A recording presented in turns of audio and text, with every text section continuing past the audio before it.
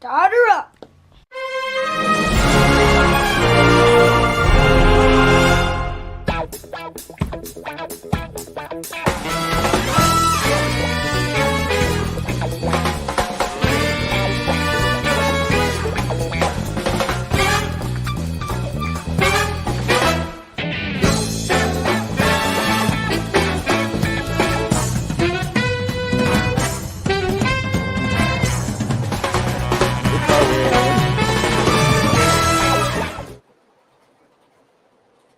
Hello, everybody. Welcome back to another GFW Trains live stream. We'll talk about everything, but mostly trains.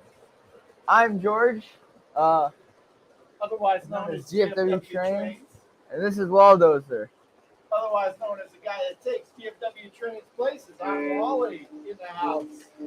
And guess who I am? I'm OG George, the one he's named after, the one that produced him, and the Godfather. And he takes him places.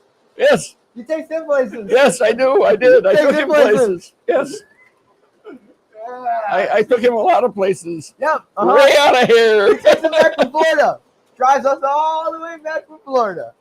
So, hey, everybody. Welcome back to another live stream here on GFW Trains. Fast Friday, Friends Friday, whatever you want to call it, Fun Friday. I am glad that we're all here and that you all can join us. I'm glad that you can join us there, OG George. Well, thank you. Somebody says George video isn't working there, but who knows? Tuesday video aren't. So, it's April Fools. That's Tyler Garrett. Yeah, all right. We got. All right. Well, April Fools. We've had enough April Fools today, haven't we, guys? No video. Here, let me do this. I'm gonna do this. Hopefully.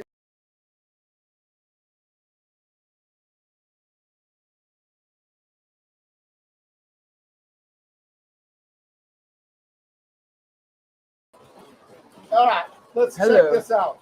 Hey guys, hopefully we got a video feed now. So again, now it goes.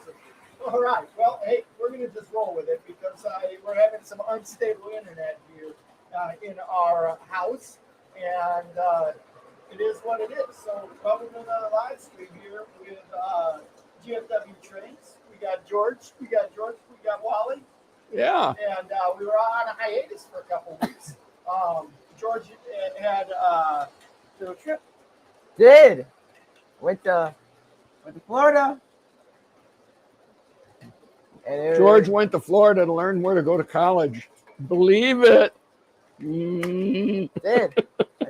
So anyway, we're back here, and glad to be with us. Glad to be all of our friends on Friday. I'm so happy that everybody could join us here, as we always do here on Fast Friday. Kick back, relax, grab yourself some iced tea. I got myself some iced tea. They even gave me a glass of iced tea, so I'm all set. But George, I don't have any iced tea. George is not set. So GFW Trains. We got the diet iced tea in the garage, and I'm not a fan of the diet iced tea. He's not on the diet, you know. I'm trying to bulk right now. Major leaguer. I gained 5 pounds over break. Look at that, 5 pounds. It's all them cheeseburgers. Cheeseburgers. So hey, everybody. Pepsi, no Coke. Right. Thanks for joining us. Like I said, kick back, relax. Let's grab some iced tea. For those of you that are new around here, welcome to the stream. And for those of you that are GFW Trains regulars, welcome back. It's good to be with you after a 2-week hiatus. I'm always happy when there are people here watching us, especially since we've been gone for so long, huh? I know. It's great. And as you can see, too, we got a lot of interesting trains running today. Not our usual. That is In fact, true. this is one of the first stream we've done in a while without a steam train running. Uh-oh. They've gone modern. I cannot believe it. They've gone modern. No steam engines. Right, This is unreal. Isn't that crazy? This is really fun sitting here watching the consists they've got running around. Getting low in the background as this one comes around there. So, George, before we start talking about that, though, I know you got some big stuff coming around the corner. We've talked about it a lot in the past, but, you know, I didn't even think about it. Everyone's asking us about what we're going to do for our 3,000 subscriber special. We've got everything all rolled up into one. And what do we got going on, George? We're doing a train show. Yes, we are. Put it on your calendar, April 24th. GFW Train fair. It's gonna be really cool. It's gonna be a fundraiser for my Eagle Scout project. It's gonna be at the Yorkville American Legion, April 24th, from 10 a.m. to 4 p.m. There are gonna be 4 layouts, including including the Midwest Division of the Train Collectors Association's modular layout will be there. We also have another layout, or another modular layout, which is going to be brought by the Valley Model Railroad Club. The cool part about the Valley Model Railroad Club is it's HO scale, and their kind of objective of the the layout is they do not run their trains at all. They set them out. They have a yard, and basically what they do is they hand you a remote, and you get to go around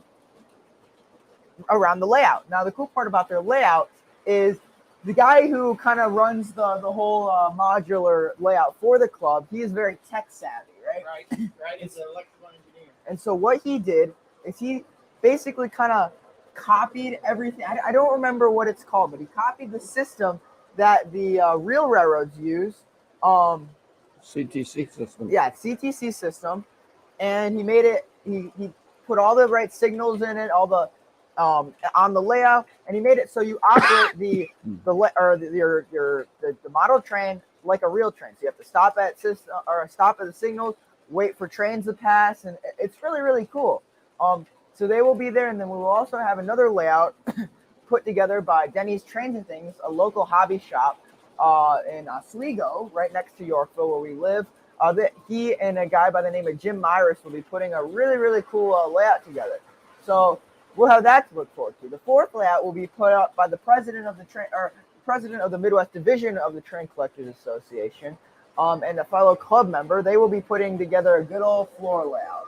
He insisted that it had to be a floor layout. That's awesome. It's going to be big. It's a big event. The layouts are going to be really, really big. And everybody's welcome. How much does it cost to get there, George? So, it's free. You like that? We like that. Free. Well, but we always accept donations, as it's a fundraiser for my Eagle Scout project, which will be I'm building a train station for the Prairie State Railroad Club. And basically, if any of you know a little bit about, construction, it's not cheap. With the prices of materials going up every day, this is supposed to be a fundraiser for to raise the funds for to put together this project of mine. And so, although admission is free, a donation would be greatly appreciated towards my project. We'll have a donation bucket there, but get through the door. It should be a lot of fun because we'll have the layouts there. We're gonna have a garage sale, right? Yeah, well, that's the other thing too. I forgot to mention that. Over the past 2 or 3 months, we have kind of pulled together I would say collection of model train items, just train memorabilia that was donated to me to sell at this train show to raise the funds for the project. So if you don't want to donate $20, you can buy something for $20. Right. And walk out. You don't have to walk out empty-handed. So that's the cool part. And everybody's ahead. Yes, everybody's ahead. So that'll be good. We're gonna have food there, eat lunch. Yeah, it's gonna be a great time. Right. Santa Fe Queen's gonna be there serving lunch. Yes. And we've got a lot of other friends that'll be there serving lunch, hot dogs, and lots of other goodies. So, what time is it, George? So it's from 10 a.m. to 4 p.m. on April 24th. Make sure you put it on your camera. It's gonna be at the Yorkville American Legion. Be there or be square. Yeah, good stuff, man. So that's under a multi banner on that one. It's for 3,000 subscriber special. It's for fundraiser for your Eagle Scout community service project. Why don't you talk a little bit about your Eagle Scout service project, George? So basically, like I said earlier, my Eagle Scout service project. I'm building a train station for the Prairie State Railroad Club. Now, the train station is basically going to be a pavilion that will go over the tracks at our station area. And it's something the club has talked about a lot in the past about putting up, but it's just one of those things where it would cost too much, and it's just the club does not have the influence to put it together. And so I thought the club has done a lot for me, so I wanted to give back to the club. And I decided I would build this train station for the Prairie State Railroad Club and donate it, you know, and have it be a really cool event or a pretty cool thing. So yeah, but the GFW, if you can't make it to GFW Train Fair, we are also having another fundraiser. Now it's not going to be a train. Well, it is a train show, but it's not going to be the train show that you were thinking of. If you like ride on trains, if you like ride on trains, I am also having another fundraiser that will be at the Prairie State Railroad Club, Commons Park, where the Prairie State Railroad Club is, and that will be June 11th. And we will be basically, it's going to be an open house at the Prairie State Railroad Club to show everybody what my project's about. I feel that it's a lot it's a lot easier for somebody to donate money to a project that they actually feel they have a connection to. And so I thought, what better way to kind of give somebody that connection by inviting them out to the club where the project will be hosted at, showing them what the club's all about, and giving them train rides, giving their family train rides. It's going to be a community event, and I'm inviting all of you to come out to the open house and ride trains with me all day. So yeah, and so that's it's going to be June 11th. So make sure to put that on your calendar, and it's going to be great. We'll be talking about it a lot as it comes sooner and sooner. But I know we're going to be posting GFW Train Fair. GFW Train Fair a lot since it's right around the corner. But don't forget about the open house I will be having at the Prairie State Railroad Club. So you guys are welcome to both, but if you can't make one, you can make the other. That'd be great as well. Yeah, that's what we got going on. Cool. That's a not missed thing. So if you're from around here and you like trains, even if you don't like George, you don't like me, and how could you not like OG, right? Make sure that you get to that, because that's going to be rocking and rolling. And yes, exactly, Rocky Man Bill. This computer scan is looking pretty good.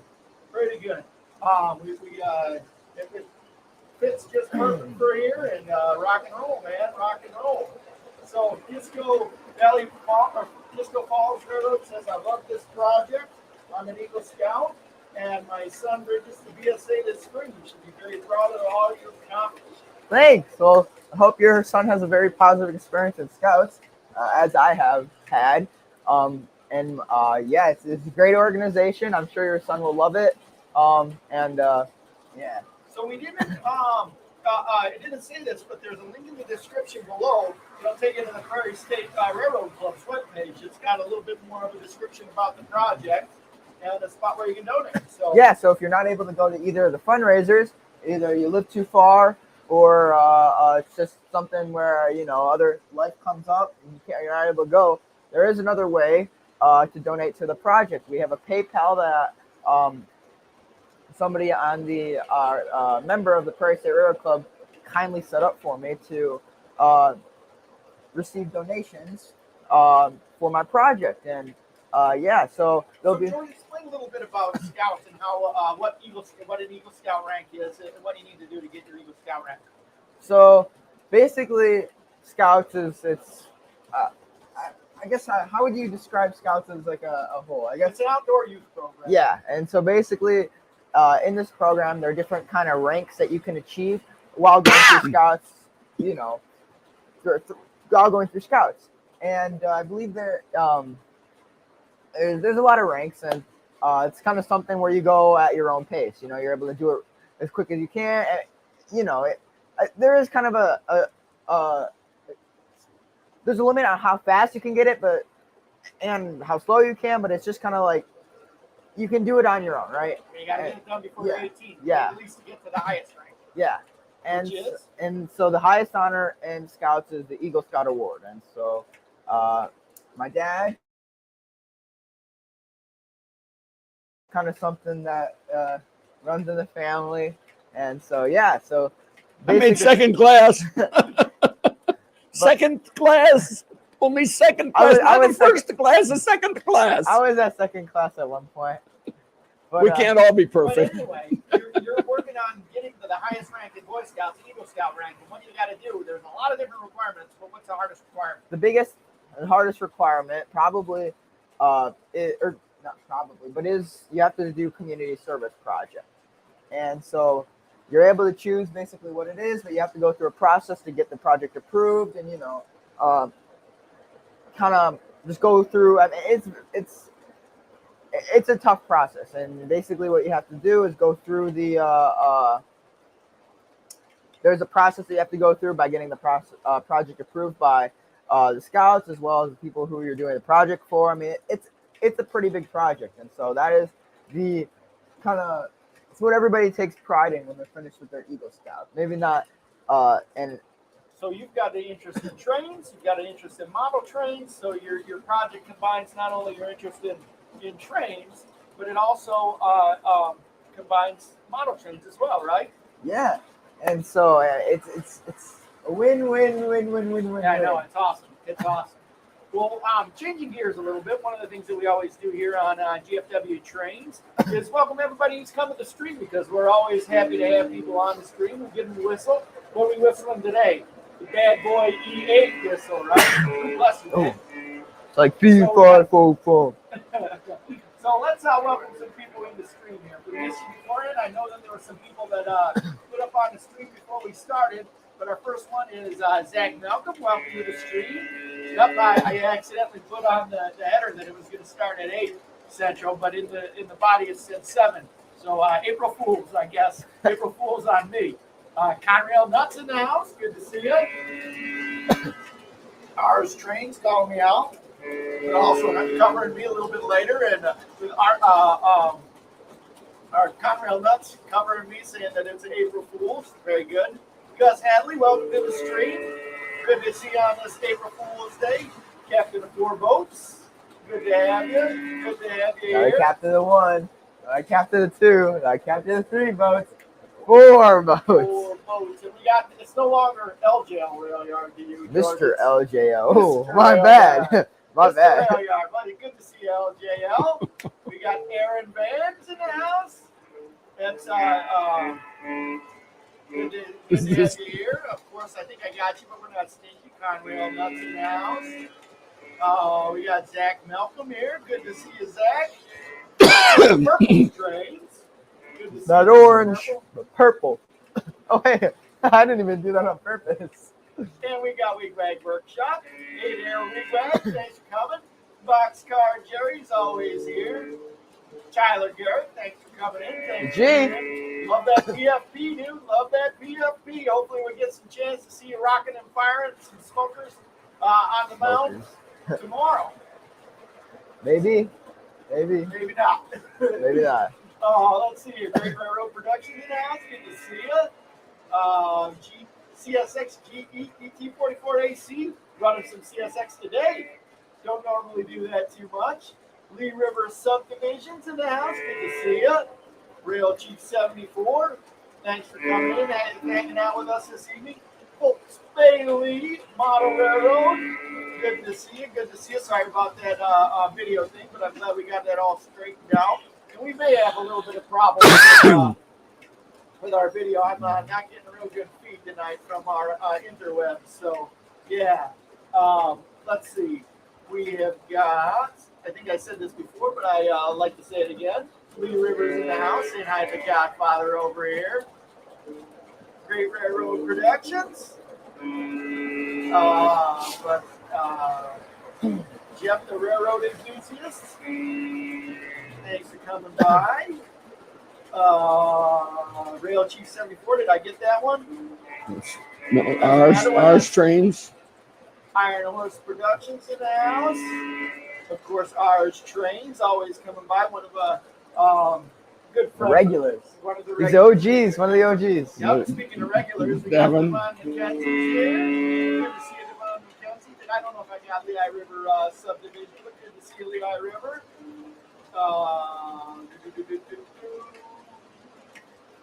Jody Smith. How you doing there, Jody? Jody says, haven't heard anything more about the Menards F3 or a while, or what Menards doing in regards to the F3. Yeah, I know. I haven't heard too much about that either.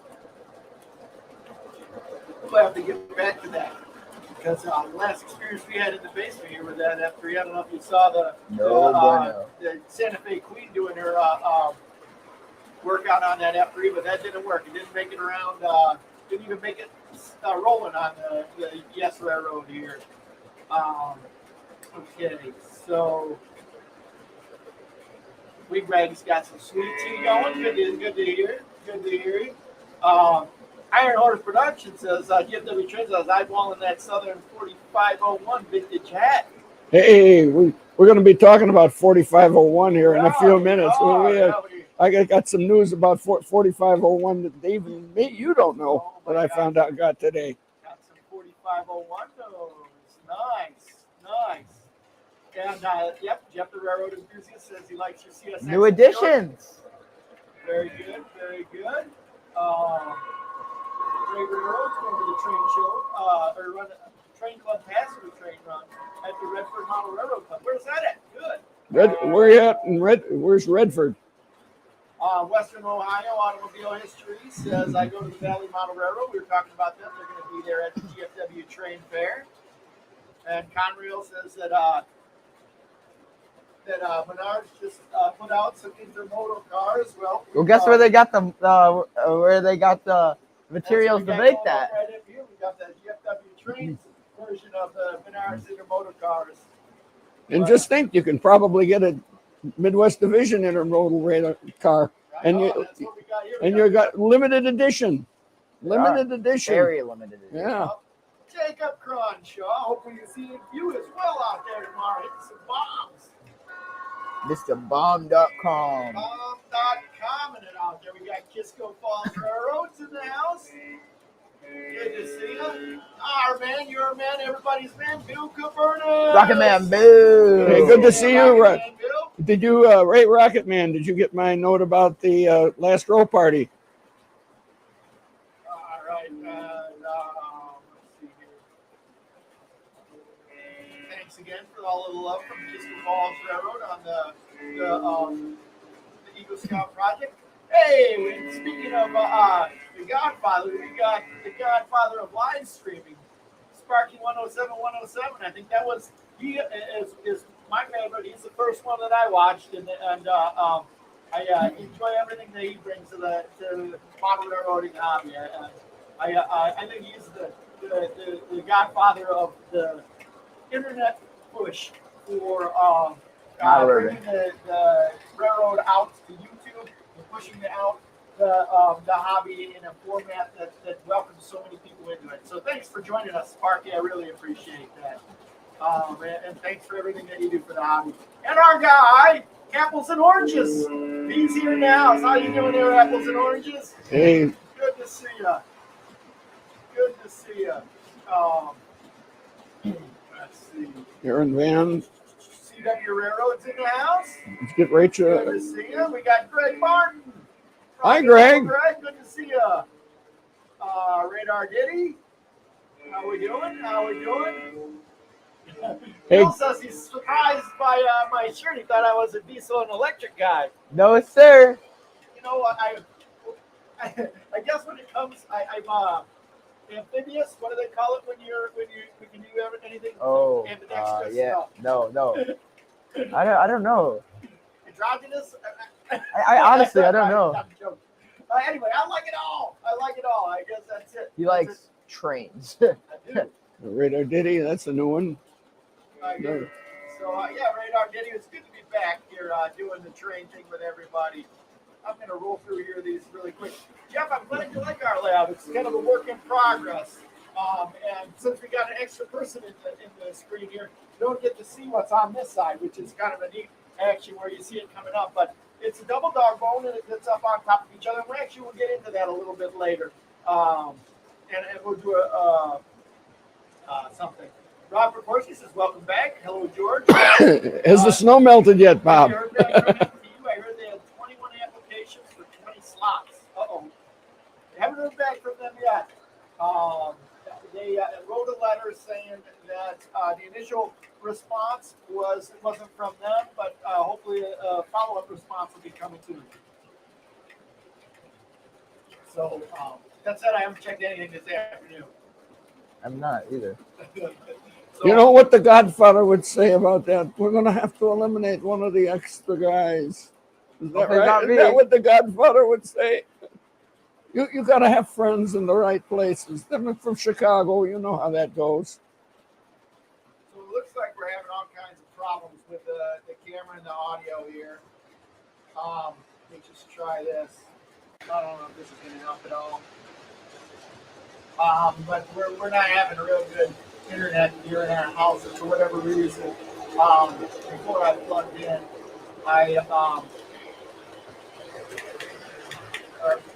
I have it hardwired into everything, but I don't know what's going on there.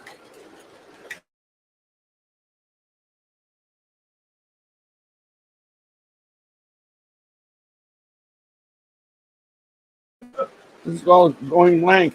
There we go. Maybe that. Let's get that, because I think that then it's going to be a definitely a situation where it's our internet as opposed to the Wi-Fi. All right, so I'm going to whiz right along here, guys. Sorry if I missed here. Let's see here. Flopper Blob, good to see you here. I'm just whizzing through this here. So if I missed your comments, I apologize and repost that. So all right. Let's go from there. So sorry about the picture, sorry about the sound. I think what it was is it was hooking up the wireless internet as opposed to being through the wire until I got that all figured out. So for sure, and again, I just went through here because I wanted to get caught up with everybody. Please, if you posted something and I missed you, I apologize about that. Post again, and we'll get it all done. So, all right. So David Kohler's in the house. Good to see you, David. I think that everybody says we're fixed now. The picture's back, so good to go. And then move your mic down a bit there, Dan. Yeah, I don't have a mic. I just have two mics, and we've got 3 people in the house. So it is what it is. I'm just going to have to speak louder. Speak up. Does the voice speak? Hey, you know what I'm going to do? I'm going to put my mic on my sleeve here, and that'll pick up both of us. Well, hopefully. How does that work? Hopefully. I'm going to try this, see if this... Jacob Cronshaw is on the stream, Tyler. He's on the stream. The great Jacob Cronshaw. Yeah, for those of you who don't know, Jacob Cronshaw, he's on my baseball team, and yeah, he that's that. That's the story about Jacob Cronshaw. Is that the famous number 30 in this thing there, Tyler? Oh yeah, it's Tyler Garrick. Tyler Garrick too. He's a good friend of mine. Does the dad speak? Does the dad speak? I'm working on it. Oh, guys, Train super Finder sticker. Craig. Hey, Train Finder. If you guys are going to do super stickers tonight, that's awesome. But also, don't forget, we got down below and hook me up with the link for this, Jerry. But we've got the link for the for George's Eagle Scout project down below. If you're interested in donating, I'm sure that George would certainly appreciate that. So he can fundraise to build a train station at the Prairie State Railroad. But welcome. Oh, we got another super sticker. Oh, how great. Thank you, Great Railroad Productions. Train Finder Craig, I know him. We do know Train Finder Craig. So, hey, should we talk about 4501? Sure, all right. So we were, let's talk about 4501. So we went down to Florida. We were on our way back. And one of our favorite things to do on the way back is, Grandpa? Well, we stop at the Tennessee Valley Railroad Museum. And what do you suppose is going on there? There is trains running. There's trains A that lot. run it. What kind of train? Steam trains, and they run the 4501. Okay, 4501. So the three of us, as a matter of fact, our whole gang, we took the 4501 out to the end of the line and back, and did the toll tour of their shop and the turntable. They got a turntable there. It's 100 years old. Crazy. An annual turntable that they put that big engine on, but they got a little motor on it now. It's funny. the engine gets on the turntable, right? goes, The turntable goes, yeah, the turntable goes, clunk, clunk, and it's loud. So it's pretty neat. But I got some news for you. You know, of course, the Southern, the Mike's Train House made the green 4501s, and not Mike's Train House, but K-Line, right? green ones. Mike's Train House is coming out with the black 4501. Oh, no kidding! I just found out today. Only $1,169, I believe. Holy cow! Just only. Who's producing those? Is that MTH? Is it going to be a custom run from the place, No, or did you just get a general announcement for It that? said MTH. I forget which place it was that I got it from, but one of the shows the 4501 in black, like it's running down there in the Tennessee Valley Museum. So we may have to consider that. We have a green one that's undergoing repairs thanks to my stupidity, and which I will discuss maybe later. Well, that's pretty neat. So we got a chance to ride 4501, which is, what's a 4501 for those that don't know what the 4501 is? So the 4501 is a steam engine that is it's credited for saving steam, and many people credit it for saving steam, and it's actually got a really cool story. Basically, they bought a working steam engine for less than you can buy a car. Isn't that crazy? Right. The 4501 ran for the Southern shameless plug. Yes, it is, Tyler. But the 4501 was a Mikado, right? For the Southern Railway.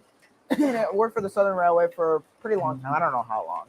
But by the time that the Southern was phasing out their steam, it was put in this big old deadline where they were just going to scrap all the engines. And the guy for a short line in the area decided to buy it and add it to the roster that the that the short line of the short line he owned. And so what happened is he did it. He ran it for probably a couple more years, and eventually they moved to diesel power. But in that time, there had been a man, and I forget. Do you remember his name? I don't. But Clayton? I don't remember it. Graham Clayton? Graham Clayton. So You ran the Southern Steam Program. That's what you're no. We're talking about the guy who filmed the 4501. While it was, anyways, there's a guy and his friends who filmed the 4501 when it was at the short line, and they basically were kind of the people who filmed the steam. They filmed the steam era as it was going out of phase. They filmed. They rail fanned the Norfolk and Western. They filmed the Norfolk and Western up until the very last steam engine or the steam train operated on the Norfolk and Western, and then from there they realized nobody's going to do anything about this. All of these engines are going to die once this is over. Once diesels take over. So what they did is they went to various short lines that still operated steam engines, and they filmed and filmed and filmed. Well, finally, they had formed a connection with the 4501, and I forget the number. That it wasn't 4501 for the short line, but it was like number 13 or something like that. So eventually, when the short line was done phasing or when they all went to diesel, this man had formed a connection with the owner of the short line, and basically what he did is he got together with some friends and bought the 4501 for $5,000. Such a deal. All you need is a railroad to run it on. Well, yeah. So that was kind of an impulse buy, or quite literally. But what they did is they arranged it with the Southern Railway to take this engine and operate it to a piece of land that he bought in Tennessee. And on this land, his plan was to create a railroad museum. And so the Southern Railway, it took a lot of negotiation with the Southern Railway to operate the steam engine from where it was operating in, I think, Alabama or Georgia or something like that to Tennessee. And finally, he was able to convince somebody to let them operate. There you go, right there. Southern 4501 was built by Baldwin in 1911. She ran for a great amount of years until the Southern dieselized in the early 50s. She went to Kentucky and Tennessee to hauling coal hauling short line. So yeah. And the other thing about it is that was the first one of its class made. The only one that survived. Yes. And so basically, they had convinced somebody, or like the president or the vice president of the Southern Railway, to let them operate this steam engine on the main line until they got to where they plant this piece of land. They originally said no, but they finally said, yeah, sure, we'll do this. So what they did is they restored the steam engine to, I don't know, would you say cosmetic? It operated, but it wasn't. It was just made to look nice. And so the Southern had hired an engineer to operate this engine from where the short line was all the way to the Tennessee Valley Railroad Museum, where it is today. And so they did, and the Southern realized, holy moly, People are coming out. people coming out to see it. It was huge publicity for the Southern Railway. So what did they do? They created a steam program. They were the first railroad to create a steam program like that. And so after that, people started to realize how big of an impact the steam engine had on the United States, and so more and more people just were clamoring to see steam engines, something from a day gone by. And so basically, then after that, more steam engines were saved, and and then you come to the area we are now, where so 4501 is kind of like a linchpin for saving the steam era, which is really cool. Yes, it's really, really cool. Actually. So it's at the Tennessee Valley Railroad Museum now. Yes. And they Tennessee Valley Railroad Museum not only restored her, but lovingly keeps her up in good operating order, and brought her back out to run this operating season, which is really cool. And so what we were able to do, we were able to ride it. We went there, I think 3 years before to ride. I got to ride in the cab of the six. Actually, we all did. Yep. We all got to ride in the cab 630, which also was a part of the Southern Steam program. And it's really cool. We love the Tennessee Valley Railroad Museum. It's perfect for it. It's a perfect. I don't know, if you were to make that into a model railroad, it'd be a perfect point-to-point operation. Oh, right. Yeah. So we I forget what they called the route that we took, the something local. Whatever the little town is where you end up in. Yeah, so we went from the one station to the other station, put it on a turntable, and coming back. So it's a Mikado, and it's a relatively, it's a pretty big locomotive. Your CSX train is something's going on with that. Oh. We have a parting. The CSX train is. So on the railroad here, George has got the triple header going for the propane train. I'm glad he didn't hit the back of that, because you would have seen an explosion, and we haven't paid all the pyrotechnic stuff off. Ooh, these guys the guys are doing good today. Right, you got it, Conrail. Runaway train. Yeah, Jody, it is weird how England has more surviving steam locomotives than America does. I was talking with you on the way back. We were discussing whether we should go and see it or not, 4501. And of course, it wasn't necessarily something where we didn't want to see 4501, just, the timing of things. Yeah. But, how many steam engines have we seen, since you and I have been doing this stuff together that we've ridden on, that or we've planned to ride on, that just simply don't operate anymore. They're not there anymore.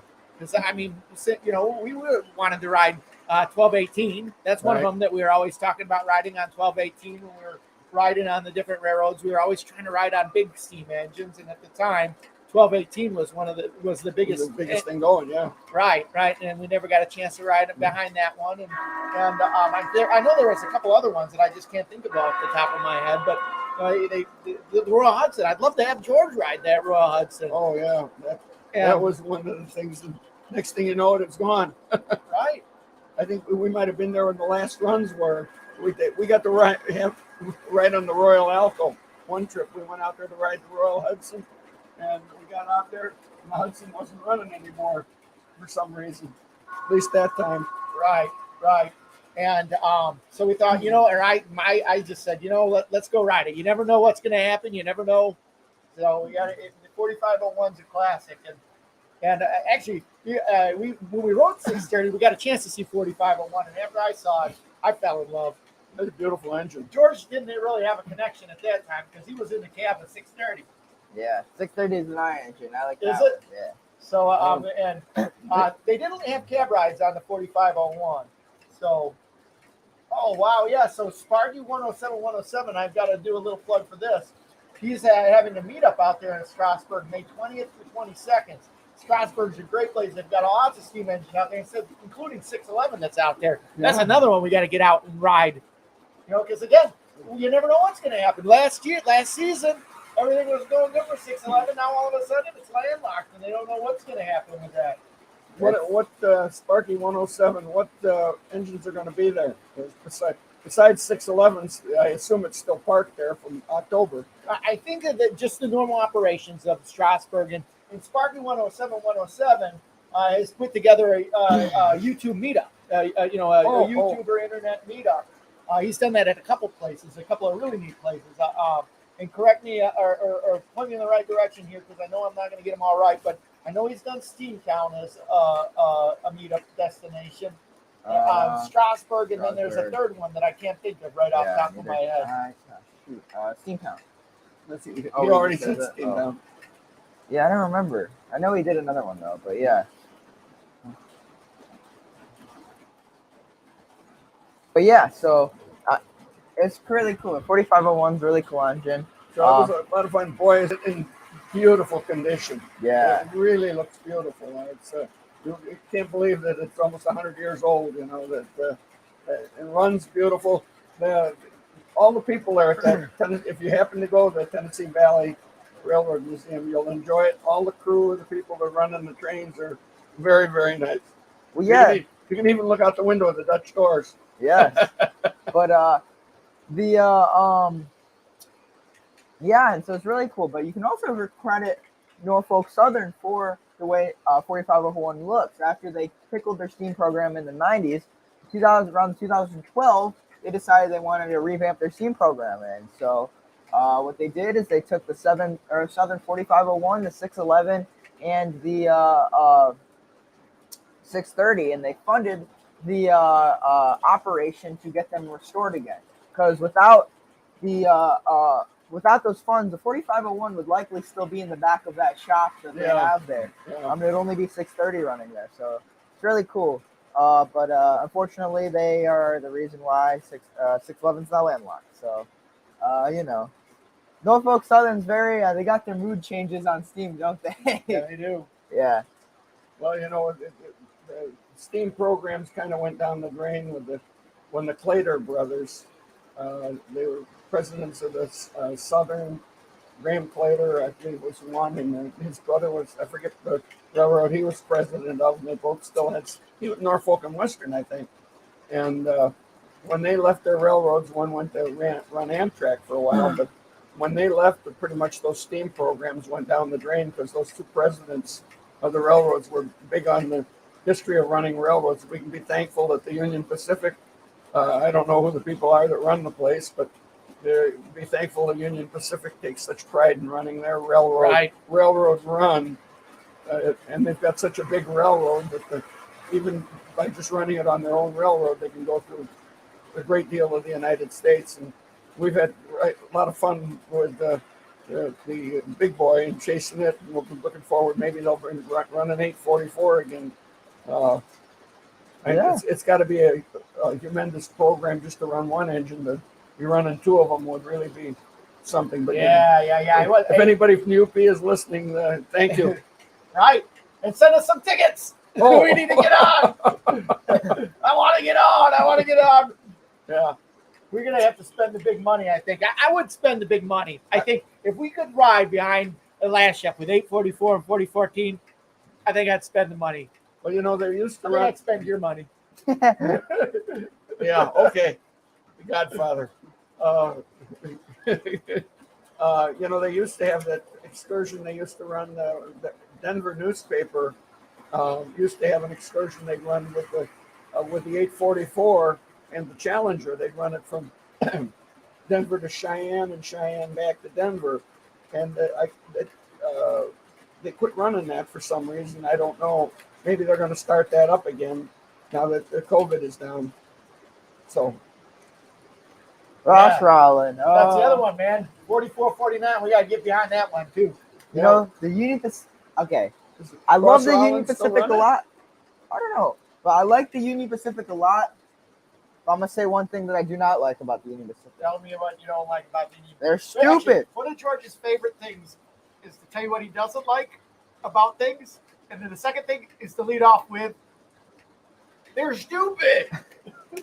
I went to McDonald's today. I went to order something, and they're stupid. Okay, the McDonald's story is absolutely All stupid. right. We don't need I'm not gonna get no into more that. McDonald's story. man, we've Let's had talk about trade. We talk about. Let's just focus on trades rather than talking about everything. They have one of the most beautiful steam engines in their heritage, in the Union Pacific heritage. What makes up Union Pacific is the Southern Pacific. What does the Southern Pacific have? 4449. Why they won't let 4449 operate on their tracks or be a part of their steam program, I don't know. But in my opinion, 4449 looks so much better than 844. Like that, I'm just saying. Like 4449 is like the hottest supermodel, and 844 is like a model that is like, you know, I don't know. It's attractive. Like matter and matter to me, man. You're right. They're both amazing. Let's not criticize George. All I'm saying is there's a lot of neat steam engines. They refuse to operate anything other than Union Pacific. Well, which I think is bogus because the 4449 is one of the most well-known and beautiful engines in the world, and they will not even let them operate on the rails, let alone be part of their steam program. You know what I mean? Hey, I got to quick get this in there. I think Conrail Nuts wants me to point out that Menards made a lift bridge that doesn't operate. So we got that in there. All right, back to the Anyways, it doesn't operate. What? I don't know. It's a lift bridge that doesn't go up and down. I thought it did. Not the Menards one. I thought that Menards one looks great. I thought it went It up does and look down. good. Anyways, That's yeah. called, that's called the Chicago Lift Bridge. They don't go up and down. They Right. just pay bridge tenders to sit there. Yeah. But That's the Godfather, I know. but yeah, so like that's what I'm saying about that, because you know that 4449 is like, Yeah. All right, now let me throw another one. So we're talking about two beauties right there, right? Two beautiful engines. Probably people will say two of the most beautiful engines ever made, not only in all of history, let alone. Yeah. All right, Yeah. you throw in 611. One's just rolling out the door. Okay. Out the door. How about 2102?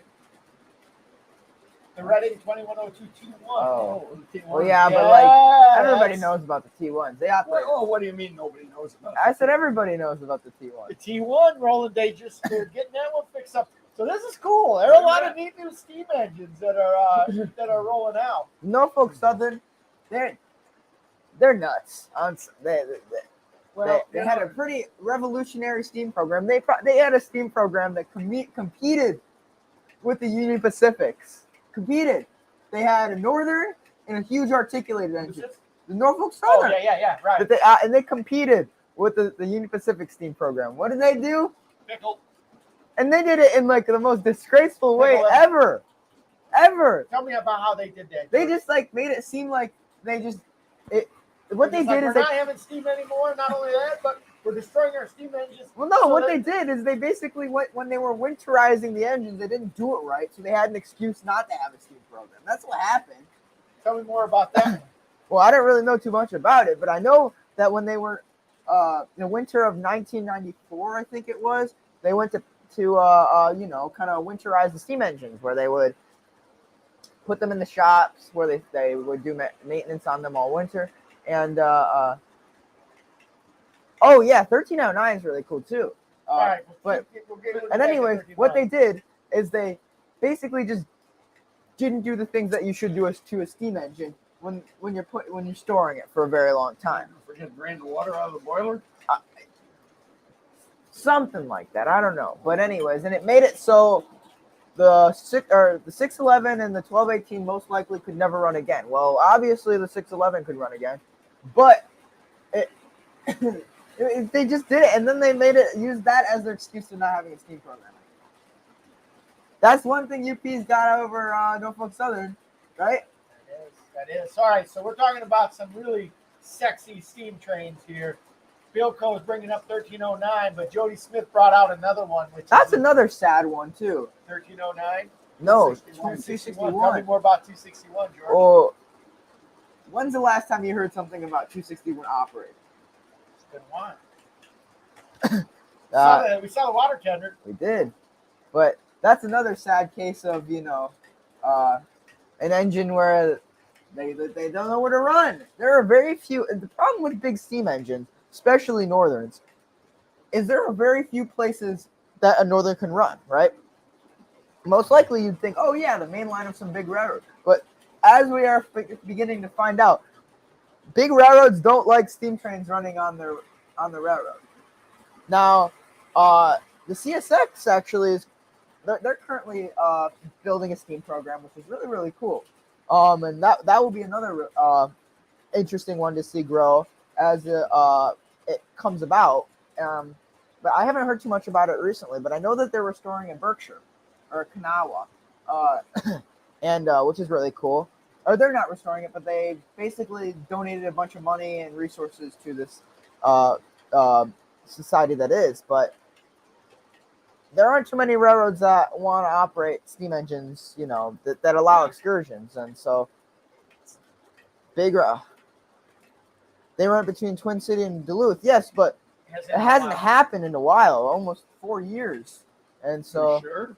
positive. Is that because of COVID? Yes, part of because of COVID and just not having the accessibility to run it in certain areas. Railroad Productions. I'm not familiar with 734. Either you guys familiar with 734?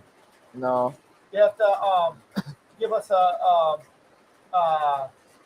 update as to what 734 is. Hey, great to have you back, Devon. That's, I don't know how we forgot about that one, Conrail. That's what we were talking about. 765, that one's right up there. That one's probably one of my favorites, if not my. All right, my favorites, Royal Hudson, 765. Those are my favorites. You should see Wally at the throttle. Oh, man, I drove 765. We all did. That? We all drove 765. Yeah, we all had the opportunity to drive 765. Yeah, that was quite an experience. We have certain champions of certain things among the three of us. The guy that could stop at the best spot was me. No. You were awful at it. I was the best. He won. You see, I won. No, he won. No, I won. I totally won. I was able to get that mirror right next to the post. Nobody else could do it. Dude, he was more focused on the whistle. No, I was the whistle blower. I don't know. I think we got videos. We do have videos. All right, I think it was acknowledged the day we were there. I was the best one with a whistle. I think I was. got another one. 1225. Yes. I was probably the weakest with the whistle. Partly because I didn't realize the lever for the whistle was gonna be so hard to pull. So when I pulled it, it was like, whoa, that's hard, and I didn't do it too much. Well, it's big muscles. Well, the funny part about it was it was hard to begin with. Like you really needed to crank it down to start. But then it was like keep going. It was like if you've ever used a compound bow, where it's hard to start, but then once you get it going, it goes back fast. Yeah. It's the same way. You started, it was really hard, and then once you got it, then it was like whoop. But yeah, then it would be like and so it's pretty good. But if you had to touch, they all were laughing at Papa because they said that he was going nuts in the cab. Dude, I loved it. I'm like, I'm whizzing. I got 765's whistle right here in my hand. Yeah, it's a good thing he you should see the first stop he tried to make. It thought it was going to go off the end of the track. That is true. We were all watching. We're saying, I guess there goes our ride. The worst part about it is it's all on video. It's all on video. I took video, yeah. We need to put that all in the video together as a compilation and push it out there on the GFW trains. Us three driving 765. That was a fun morning. Really a fun morning. Yeah. And that's another great group that puts together a real nice show down there. And if those of you guys out in the east or Ohio in that area, when they go over there and run that on the Cuyahoga, it's a national park there, right? get out there and ride behind that sucker. That's really That's another quite a one thrill. though. That's something we'd like to do in the summer. A few years back, I rode behind one of the trains out there. Cuyahoga is one of the only places that allows them to operate 765 regularly. Right. Yep. And so And they can't run it there under steam either. really? No, they get towed out there. Oh yeah, that's right. Yeah. They don't run it. So when it goes down the railroad Yeah. tracks, it's not It's under not steam. steam. Yeah. That's Yeah. too bad. So. Yeah. So you'll have to educate us, Great River Railroad production. So the nickel plate 765 had a different business in the 80s and 90s. I think it got stolen actually. Yeah, something, Yeah. something like that. I remember they talked about when we were there, they were talking about the whistle came from another engine. Yeah. Really? Yeah. I think I it's don't kind remember of a that. series of like 5 or 6 whistles, and it's like. I And know the that. one from the 80s got stolen or something. Wow. Yeah, the 4449's original whistle got stolen. Got stolen, too. right? Because that got its stolen part. when it was in a static display, if I'm Yeah. not mistaken. Yeah. There's somebody that goes around. He's got a steam whistle. He's got it tied up to an air compressor. I remember the guy. He was either at one of the steam shows we were at or something. He had a railroad That's whistle. very popular. Though. He had a Yeah. railroad whistle, Yeah. and he had it tied up to a compressed air thing. That was pretty neat. Yeah. That's what I need to call the wife. I saw a guy right so with the steam with the steam whistles, right? Basically, what it is the tube that feeds this the whistle to the air to the whistle. And so basically, what they did, right, If you want to put that over here, you can. is they That's right. with the whistle, right? They took compressed water, they put it up against fed it through the whistle, and when they blew the whistle, it like was like a sprinkler. Oh, really? Yeah, and you could hear it like try and make the whistle sound just because of all the air or the water that was pushed up against it. But it was like Right. Harry Henning brings up a good point. Like through the years, a lot of engineers had their own whistle, yeah. like their own. Like they apparently they somehow put it on the engine because I know that was one of the things where they talked about with Casey Jones. He had his own whistle. He put it on the engine, and like the song says, that's how you knew it was Casey Jones. You knew his whistle. Yeah, that's cool. But yeah. Also, how to take the whistles that 4449 used to use in the 80s. The problem was Casey Jones. I think that's how the poem goes, isn't it? Yep. But yeah, 4449 is it's pretty. Is it still up? Yeah, it's still up there. We got the 4449 up there. We haven't run that one in a long time. Right. I do like what you're running here. And somebody asked a little bit ago, changing gears a little bit here, what you're operating here tonight, George. Why don't you talk a little bit about what you're operating? So basically, we decided to go You know what? I forgot. Stop. If you haven't already, smash that like button if you would for us. Smash that like time. Smash the Oh like my button. gosh. We're an hour in, and that's the first time I've talked about smashing the like button. Smash that like button, everybody, if you would. Certainly appreciate that. If you're new around here, welcome to GFW Trains, Fast Friday, Friends Friday. Grab yourself some iced tea. Let's kick back, talk about some trains, and have a good time. If you're an old GFW Trains watcher, you know who you are. Randall Ellison, Devon McKenzie, Bill Cabernis, Rockman Bill. We got all our guys on here. Kick back, welcome back. Let's have some fun tonight. So smash that like button. Let's have a good time. If you're new around here, you like what we do, hit that subscribe button. There we go. And I'm going to use this as my first opportunity to tell everybody we have a really neat community of train friends here. It's kind of cool that we've had the opportunity to coalesce and meet each other and create kind of a little corner of the community here on YouTube. So please, everybody, let's keep this synergy going. Make sure that we watch each other's YouTube channels. Let's support each other on our live stream. Support each other. Let's bring this big community or this community that's spread all across the nation. Let's bring them together and let's do this on this YouTube and electronic medium format because that's how we're going to keep this hobby alive, and it's really, really important. So, and this is a really cool example, really good example how it bridges the gaps. And you know what? Once upon a time, my dad told me it was going to be my responsibility to keep the love of the hobby alive. And I mean, that's what it's all about, is just trying to keep the love of the hobby alive. And I personally feel this is the medium, this is the format, this is how we're going to do it. So, man, let's keep that rolling. I think it's great. You know, I just had some correspondence with a person and over something, and I says, you may remember me, it's George Werderick, but you may also the name George Werderick also, aka GFW. I say, you know, and I'm pretty proud of the fact that Wally, my son, brought it on down the line. And the thing that's so nice about it is, including my other grandson, I know where my trains are going to go when I croak. I'm worried that it's going to be spread out. Now I have competition. I got to make sure that I'm nice to you, so I stay in the will. Oh, yeah, we get the nice one. I don't know how I'm going to do this. I've got to. So Harry Heading's asking how we're making out for the big show in April, George. So why don't you do a little pump for that? It's going good. So April 24th. Talk about that. We're cycling through. There's probably some people that missed what you were talking about beforehand. Gonna do it. So April 24th, having a GFW Train Fair, which is a train show that I'm going to be hosting at the Yorkville American Legion for 3,000 subscribers on the YouTube channel, but also my Eagle Scout service project. It's going to be a fundraiser for my service project.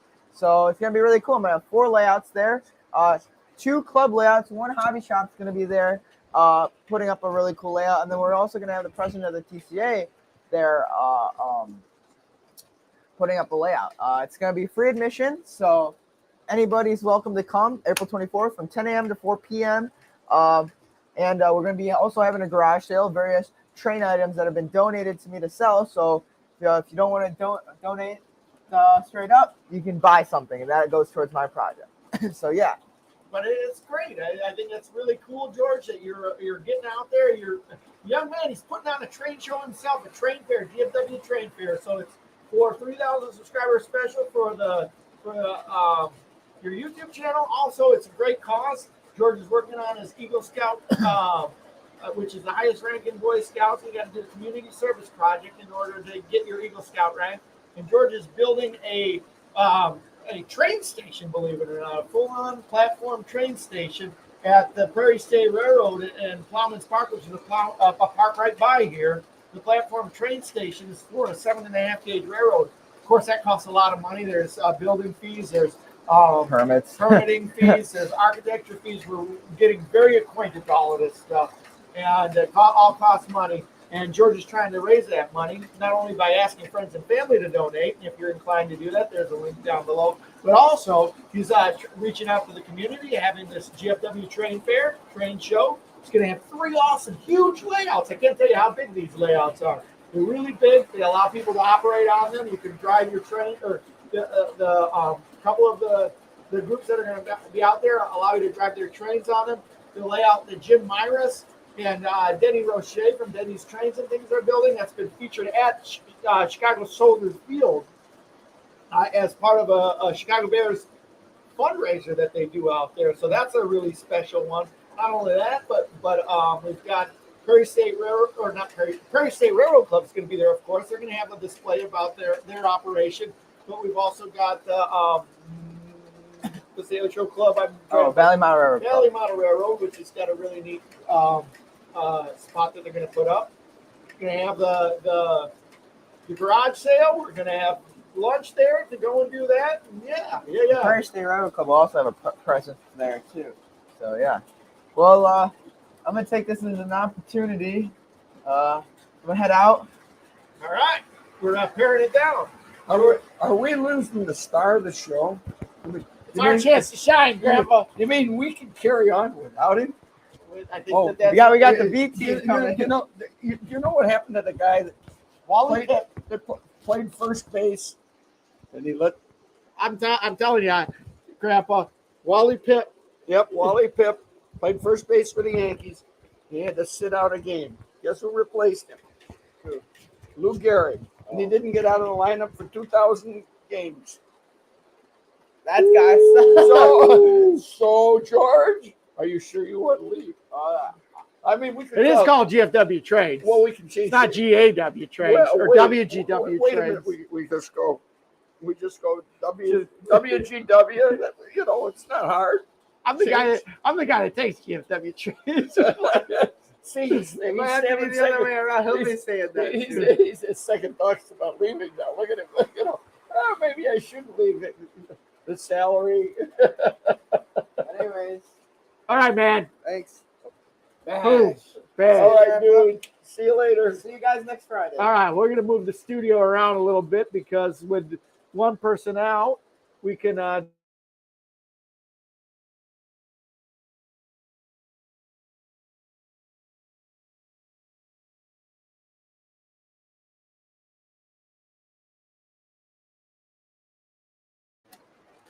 there we go. We're back.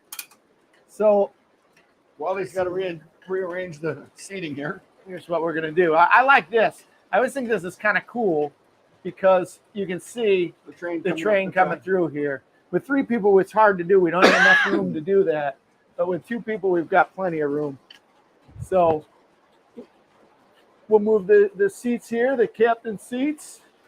We can move that one over in the corner. We got Mothra back in the picture. There we go. Got your iced tea holder there, Grandpa.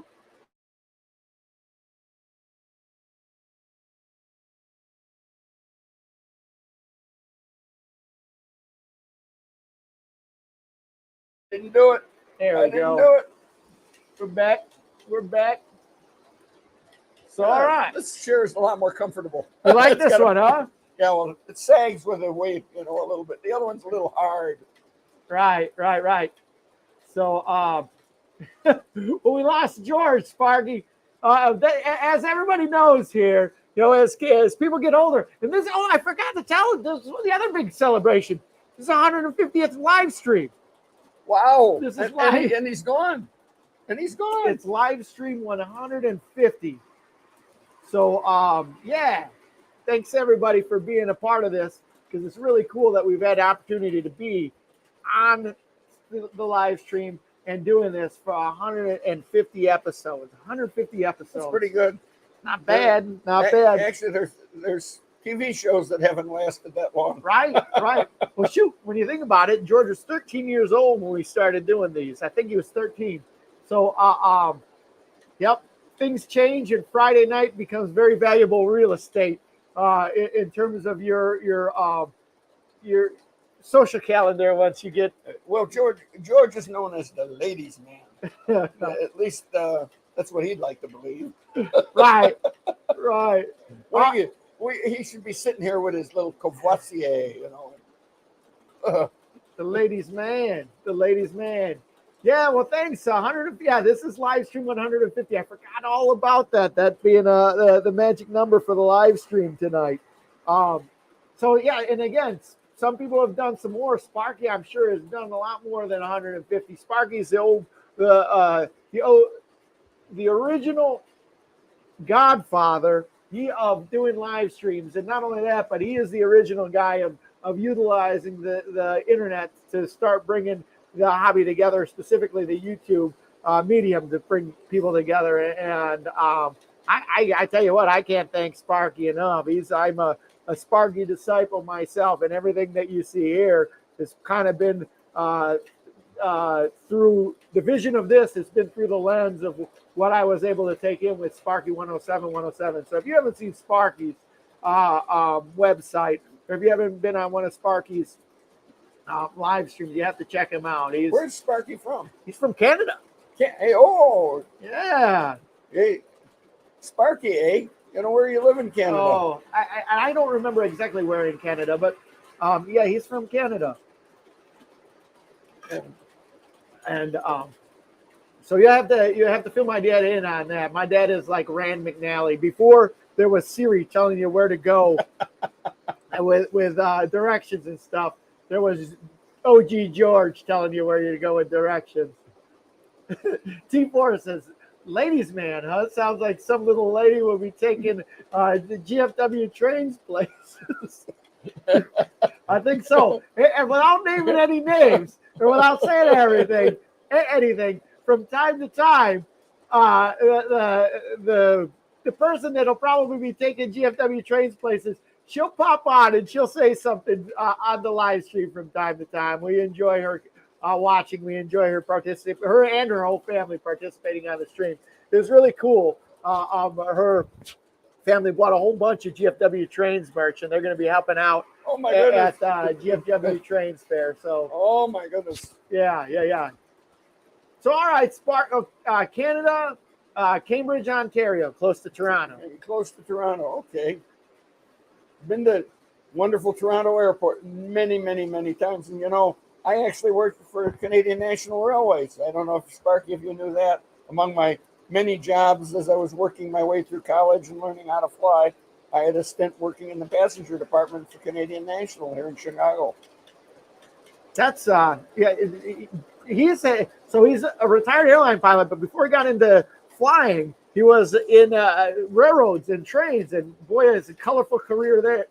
I loved it. It was kind of fun. I always enjoyed trains, and my cousin who worked for the Monon Railroad called me up the day after I got out of high school, and he says, "Did you get a job yet?" And I says, "No." And he says, I think I got one for you. Come down to the Monon." And I got hired at the Monon the next day, and I started 2 days later at the Monon. And from there, I'd get furloughed, and then I'd go away to school or go something like that. And back in those days, they were always reducing force at various railroads, so I'd go from one railroad to the next, but I could always get a job while I was going to school. And the railroads essentially paid for me learning how to fly. And unfortunately, then I went over to the dark side, as I told so many of the people that were. I remember when I went back to visit some people at one of the railroads, and they asked me, "Well, did you get the job at United?" I said, "No, I ended up somewhere else." It was always a lot of fun, but the railroads were. I always enjoyed railroads from when I was a kid, and it would have been a very nice way to make a living. And like my cousin who spent lots of years, he worked for the Monon, then the Rock Island, then he retired. It was with the Northwestern, then he retired from the Union Pacific. He might even be on here tonight. He's not talking to him, but I told him to get on tonight and visit with us. All right. Well, it's always good to have people on. It's always good to have people talking. It's cool to talk about all those old steam engines like that. Oh yeah, it's so fun. When you were working back with the railroads, Dad, were there steam engines operating, or was that kind of when they were getting phased out? That was gone, pretty much. My experience with steam engines, and I think I talked about this one other time. I lived downtown Chicago, and there used to be a junkyard where we used to go buy up auto parts, and it was right next to the Chicago Northwestern coach yard coming out of a Northwestern station. We used to watch the little steam engines pulling the commuter trains and the switchers in there that were still steam engines. We used to watch those. But I can remember my first train ride. One thing I do remember was during World War II, and I was being sent out with my grandmother out to San Diego, California, and we were riding on Rock Island, I believe it was, at least in my memory. But I remember opening the window and having cinders from the engine blow in the window in the car, and that was. I remember that I was very young, but that is one thing I distinctly remember on the train ride. We had two sections, maybe we actually had one. I slept with my grandmother because I probably wasn't, I was probably 2 years old at the time. But I remember that was my first train ride, and always will remember that. That's cool. Yeah. What railroad was that? I think it was Rock Island. It was, I was told it was the Golden State. I asked later what railroad was that. Yeah, nobody cared at that point, right? It's just like whatever. And I remember that, and I remember we took another train. Went up from San Diego to turned out Los Angeles or someplace there. We had my mother had an aunt that had a home on a river in the suburb of Los Angeles. I thought was way out in the middle of the country and nowhere. There's a wilderness out there. It turns out I can't remember the name, but one of my other cousin that lived out in California, he told me the name of the suburb or the name of that rural town on the river where the person's cabin was, and it's a great big town, city there. Oh, really? In Southern California, yeah. So that was interesting. My first trips on a train ride. Boy, don't you wish that we would have had the wherewithal to invest in some property out there? Oh, yes. I've had all kinds of wherewithal to invest in some of the right things. Sometimes Well, hell, I'll settle for Google. Right? right. Yeah, but I think about like some of that property out there and California and everything like that just orange groves and now Orange groves. Well, it was, that where that cabin was on. I forget what river it was, but I remember this, and I wasn't very old. I remember, and the way you had to cross this river, which probably was only about a foot and a half deep, was on like walking on a plank, and I remember being so scared going out on that river on those planks, walking across it, and like I say, I don't think it was but a foot and a half deep. Oh, really? Yeah, but it was interesting, but I thought it was the wilderness growing up in downtown Chicago, absolute wilderness, which is really neat. Then when I was I think it was 8th grade, I went out to California on the train by myself. I actually did 3 train trips out to California on the Santa Fe by myself to visit my uncle. Up till I was a senior in high school, and I always loved those trains. And then my mom knew I loved trains, and every now and then we'd take a trip and we'd go up to Milwaukee on either the Milwaukee Road or the Northwestern. I liked the diner on the Milwaukee better. I thought they had better food on the Milwaukee than they did on the Northwestern. But we used to take the train up there. Excuse me.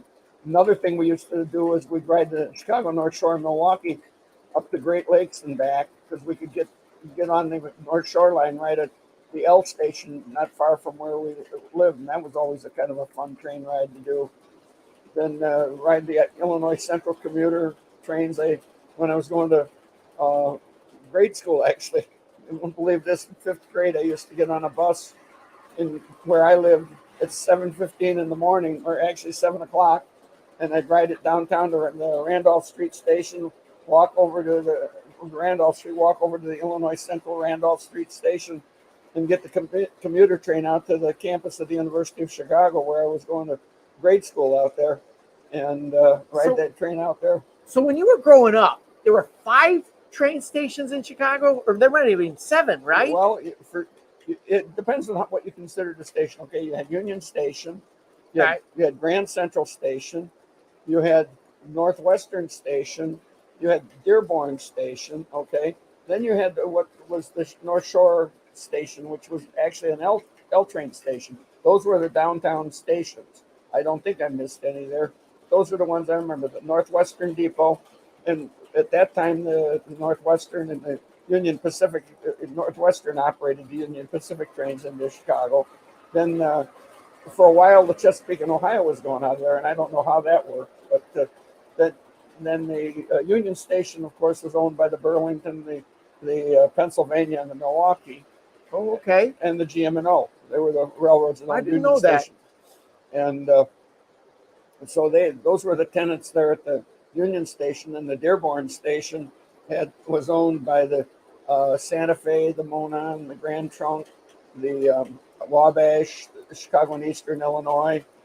I think there's another one in there. The Chicago and Western Indiana is actually who was the operator of everything. Incidentally, that's an interesting little railroad. But Chicago and Western Illinois. And then the Grand Central Station had the B&O and C&O, and the Sioux Line operated. Oh, yes, I did. There is another station. I forgot it. Illinois Central Station at Roosevelt Road in the lake, where the IC and the Big Four, which was the New York Central part of it, and Rock Island Station, LaSalle Street Station was the New York Central, the Rock Island, and the Nickel Plate ran out of LaSalle Street Station. So that's. And what's left now? It's just Union Station is all that's left. And LaSalle Street? No, LaSalle Street's there, but the station house is gone. The head shed's not right there, but they operate that station. Right. That's where we went and rode the 765 down to. Right. So Right. That's LaSalle. What's the one that CNW runs out of? That's Northwestern is still the the Northwestern Ogilvy station. But what was that called? Northwestern Station. Okay. It's always been called that. Still is, but the only one where the head house, the building is still left from the old days is Union Station. And he actually one half of that. There were two buildings. One's gone. And the South Shore runs out of LaSalle Street Station, right? No, the South Shore ran out of the Randolph Street Commuter Station. Okay. I guess you could call that another station too, because the South Shore and the IC. What's it run out of? What's the station that it runs out of now? Still, Randolph Street, Illinois Central Station. It's down underground under that beautiful park. It's where Right. all that Millennium Park is all over the Illinois Central tracks there. So CT Model A, I agree with you, isn't it? Wouldn't it be? I mean, I'm not a young man anymore, but I never grew up in this era, and I couldn't imagine. In probably at that point in time when you were a kid, there was probably not a more focal, a city in the whole world that has railroads. This was it. This was more of a focal point than was Chicago, Illinois. right. I'll go on record saying that I can't think of anybody in the United States. The railroad capital of the world. I mean, not even New York City could compete with that, and I can't imagine anywhere else in the world being able to compete with. No. And there was more railroad traffic going through Chicago than anywhere else. It was the place to go. And 7 stations. Yeah. I remember going to. They've got a display at Union Station now, which is the where they've got the 7 stations and little things talking about the 7 stations out there. Randall, if you watch the movie North by Northwest, that's with Cary Grant and Eva Marie Saint, and that was filmed down there at LaSalle Street Station. Yes. Yeah, that's one of my favorite movies. Not because you're eating dinner on the 20th Century Limit with a chick like Eva Marie Saint, along the Hudson River. The movie, the picture, that's one of the best train movies ever. And I but agree. it was filmed right there at LaSalle Street Station. I agree. So, and for those of you who don't know, North by Northwest is a movie that came out early 60s or mid 60s. It was filmed when I was a sophomore in high school, because myself and my little friend of mine, when they were filming it in front of the Ambassador East Hotel down by where we lived, we went over there and watched them film it. And we had a chance, they asked us, would we like to be extras in it? And we got to walk by, and never made it into the film, but we walked by the Ambassador East Hotel. In the movie, if you watch it, a police car goes by, but the way it was when we did it, we walked past, and somebody must have said, what are 2 kids doing at night walking down the street there? It's sort of like, but anyway, we walked by under the thing from on Astor Street, or Schiller is I think the street it's on, and then the police car goes by, and Cary Grant runs across the street into the Ambassador East Hotel. That's where he's trying to catch up with Eva Marie Saint. So, 59, you're right. That's when I was sophomore in high school. Right, that works out. So that's a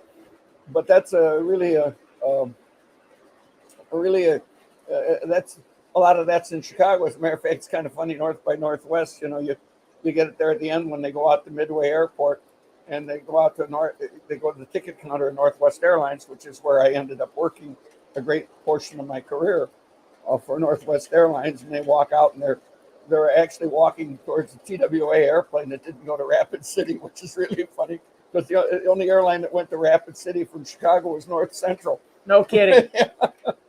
Who I worked for. No kidding. Oh, that's great. That's great. So when we were riding back, switching gears here a lot, Dad, when we were driving back on the road after we rode out 4501, I was thinking about all of the steam engines that are out there and all of the steam engines that are operating, and trying to think, all right, now that we rode 4501, what's the next steam engine? The one I want. See, they got that big Santa Fe one back in business. 3751, I think it's the number, isn't that it? The big Santa Fe Northern. Yeah. That would be a cool one. I'd like to make a trip out to California and catch. That would be a cool one. I got to tell you, for my money, there's two that or three actually, that I think are kind of low hanging fruit that would be cool ones to see. Right. The first one is 261. Yeah.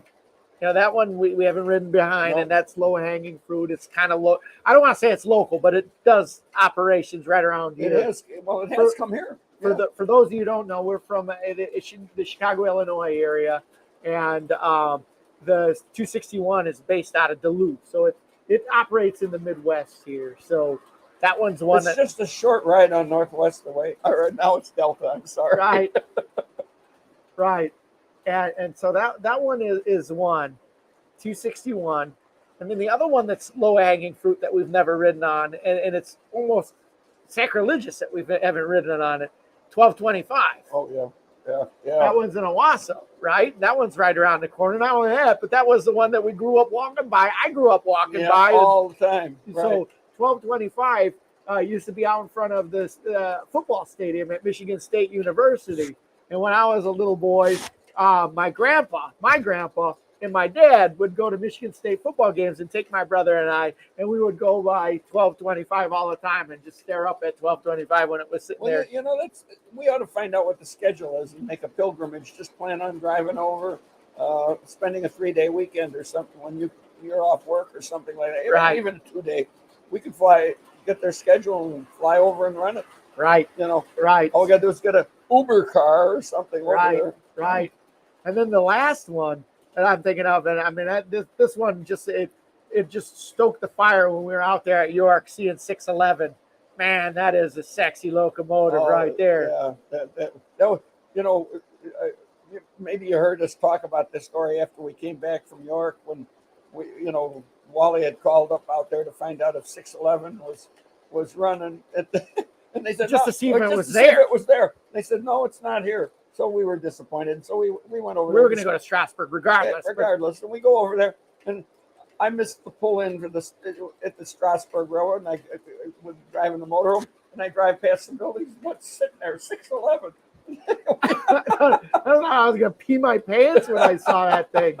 Oh my Lord, that is one good looking train. That is one good looking train. And the other thing too, I was thinking. They were telling me that so we had the blessing and the opportunity, which was really, really cool, a couple years ago to ride in the cab of 630, which was really a neat experience. And I called them up before we went on 4501, the Tennessee Valley Railroad Museum, that is. I called them up and asked them if they were doing the same thing. And they said that they weren't, but they wanted to. And they intended to do it. They just couldn't do it with the mask restrictions that were in place. Right. So I think as soon as they lift those mask restrictions, if we've got an opportunity to do that, I'm thinking that might even just be another one. We just trip down to Chattanooga again. Oh my gosh, yeah. What do you remember? What your first experience with a steam engine is? I'm gonna have to say the Chessie Steam Special. Yeah. So that was it. So you have to talk a little bit about the Chessie Steam Special. Okay, we're over, in case we haven't mentioned it before. My wife's from a little town called Mason, Michigan, which is just south of East Lansing, and we used to go over there in the summer. And as a matter of fact, one summer I was flying out of Detroit. In my first year, I was a captain, and so basically the family moved over to the in-laws' home with the in-laws. Of course, they loved the two little boys that we had at the time, and their grandfather, he was the greatest guy in the world. And so we'd go up, and we'd heard the Chessie Steam Special was going to come flying through Lansing there on the Grand Trunk. Now, so Chessie Steam Special, why don't you talk a little bit about what that was? It's that articulated guy. It's a T1.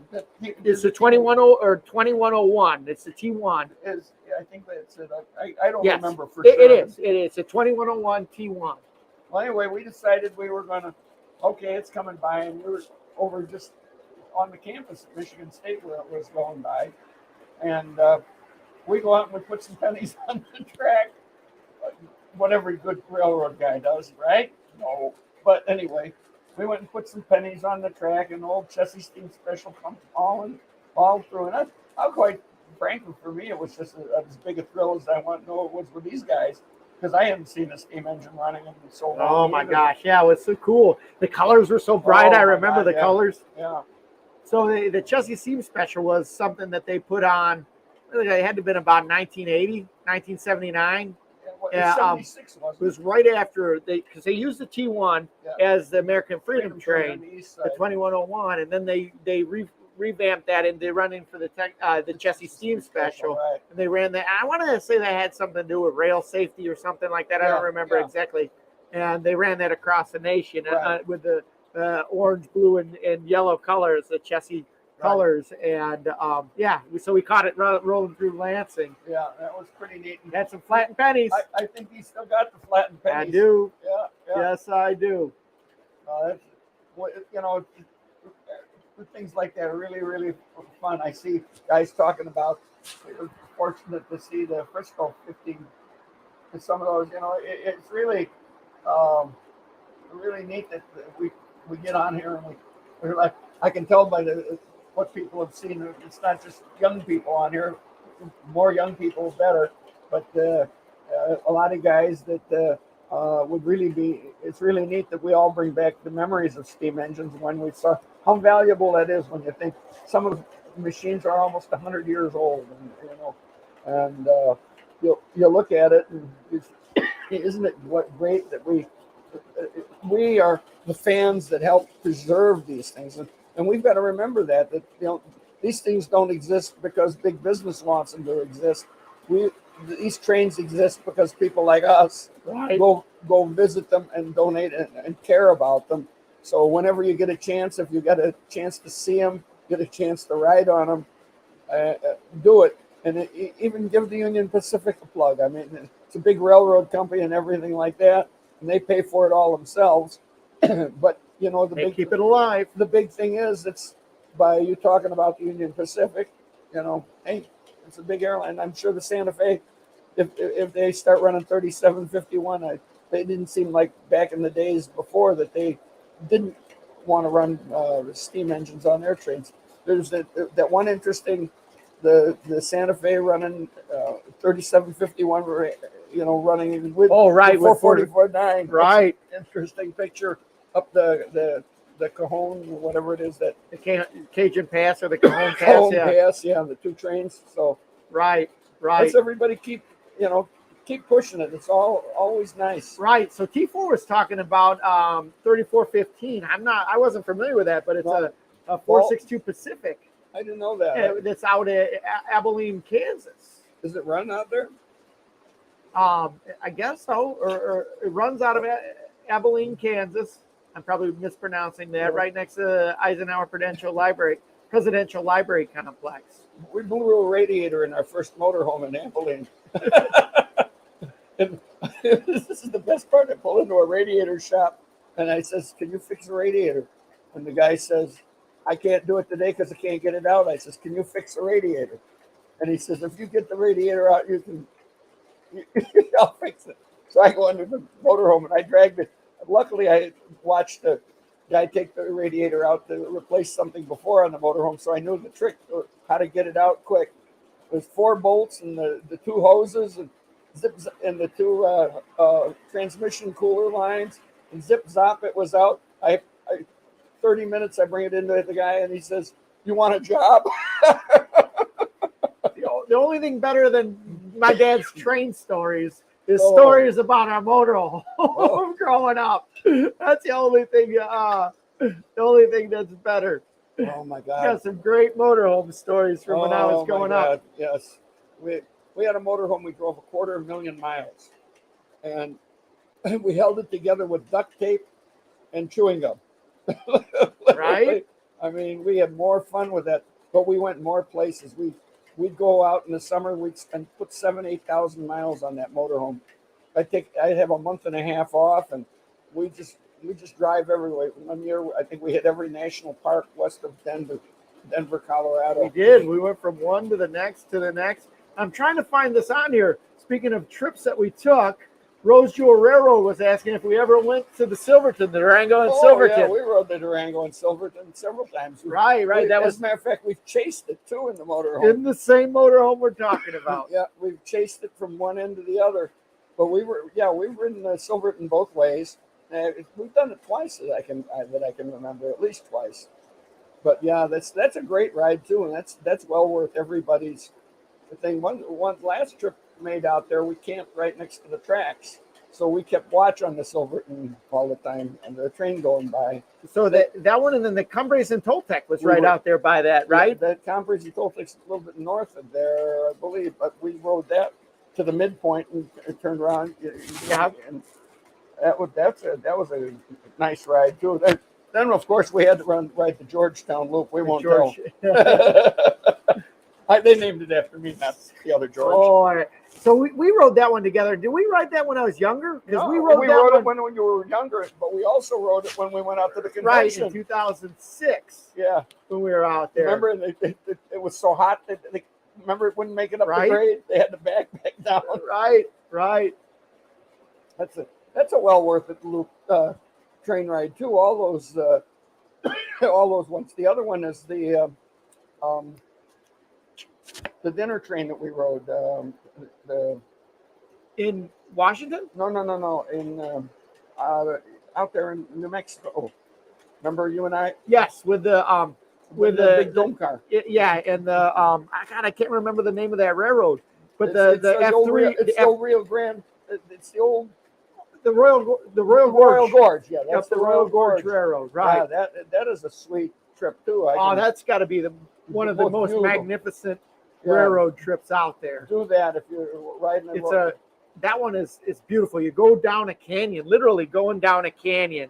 You eat dinner on dome cars, or with beautiful scenics as you go through. When you're done with dinner, they've got open air coaches that you just go out. And it's up there high altitude. And you think about it, that was at one time one of the main lines of the Rio Grande Railroad. A tiny town train show. The Mid-Continent is in Wisconsin. They have the neat trolley rides there at the Mid-Continent Museum in Wisconsin. They were looking for motormen and conductors one year. When we were talking to them, remember at Train Fest, and we said we ought to go up there and do that in the summer. Yeah, you go up there with your motorhome, just park and just your day job, right? Right. Yeah. Anybody have any other really good experiences? I see everybody chiming in when they've been on those rides too, and I think they're all worth it. That's another thing you ought to do. We rode the Spirit of Washington too when we were up there. The dinner train with the convention, right? That was 2005, I think, when George was born. Yeah. George was a little guy, and we rode that. We went up to the winery up there, St. Michel, whatever it is. Thanks for reminding me, Train Finder. Craig, smash that like button. I'm a little off my game tonight. It's only the second time I've been asking people, do me a solid, hook us up with this solid, smash that like button. Even if you don't like us, smash it anyway. Yeah, smash it anyway. Smash it. If you're new around here, welcome to GFW Trains. If you're an old guy that's been around for a while, welcome back. Thanks for joining us this evening. George is out. He's, like I said, Friday night's a prime real estate for a teenager. I'm glad that I could have him join us for as long as he did. But we've got OG here. We got the first team here. Yeah. And I only mean first because we came first. Right. Yeah. There we go. Jody Smith says Lionel should be re-releasing the K-Line tooling instead of spending all the money buying some of the MTH tooling, because K-Line had a great catalog of locomotive that needs to be released. That's true. But correct me if I'm wrong. I think that they did do, at least they did some of the Berkshires. They're re-releasing some of the Berkshires that with the K-Line tooling in this latest catalog. And I agree. I don't disagree with that, but it's interesting how some of that tooling gets kind of passed around and regurgitated and re-put out. I think the 040s and the 060s that Lionel routinely puts out are from the impetus of the K-Line molding. And one of the things I thought was cool was that Lionel, this is not on the K-Line molding, but they're putting out the Genesis engines, the Rail King Genesis engines. Lionel is doing that. Yeah. And Atlas, yeah, Atlas is doing the Premiere. Really? Yes, The MTH Premier. right. Wow. The here's the decision though. That's the tough decision. Is that the ones that they're putting out? Atlas is putting out. So now Atlas is switching over their electronics, where they used to have Lionel. and they would have a couple of generations old Lionel stuff. Now They've got PS3 and they're putting the PS3 really? electronics That's interesting. into their locomotives. That's kind of a big switch. Right. Because there's some of us that are still just. I'm just a TMCC guy, and I don't have the MTH stuff, which kind of limits what I buy. I just the Lionel stuff, and I've had to stick with Lionel and K-Line, and I have a nice Atlas engine too that I bought. So they're. And it's kind of neat that they've got. I mean, Atlas has always had to kind of glom on to the other manufacturers for what they did and how they operated and everything like that. Mm-hmm. And I mean, I can see why they would switch from TMCC to Proto Sounds 3 because when Lionel upgraded the Legacy and everything like that, they never necessarily got the same electronic package, or we're never able to utilize the same electronic package as Lionel did. So it's always they might have the beautiful locomotives that they could put out, but I've always thought that was a shame how that information or how that technology became proprietary rather than something that would be shared across the hobby. Well, it's really sad that it wasn't shared across the operating system, because I think it would have done worlds of good for both companies if they just decide, like NMRA, when they decided to go with the NMRA standards and HO, everything, no matter what manufacturer it is, you had to have the same coupler. And that made it good for everybody. If you liked it, it would work on your train. It was always a shame that anything that run on the same track you couldn't buy from a different manufacturer and run it. The knuckle couplers, of course, you could run the cars and that, but the engines, because of I guess in the beginning when they made all the electronics in the engine, it changed a whole different ball game, because you could always run MTH with Proto Sound 1. You could run that as long as you didn't have a fan control or anything. You could run that the same as anything else. So I guess that, I guess we can't have our cakes and eat it too. Right. But it is. Yeah. And so, with Mike's Train House kind of shifting gears in the way that they're operating here, they didn't really necessarily go out of business. They just seem to kind of shift gears and kind of proliferate in other ways. And the electronic portion of that, piece of equity that Mike Wolf had, it's interesting to see how that was shifted. And now, Atlas has gotten onto that. And, actually, I'm with T4 here. Yeah. That the competition has made Lionel better. Yeah, they haven't liked it, but it's better for the customer. But I want to put this out there, though, right now, that it's kind of scary with the lack of competition. It seems like prices on trains have skyrocketed. Yeah, well, when you think about it, right now everybody's talking about how many new people are getting in the hobby, which is wonderful. This COVID thing really did wonders for various hobbies, not just trains, but any other kind of hobbies. But I think it's a lot of older folk got back into these things because they said, geez, this is kind of fun. I got disposable money.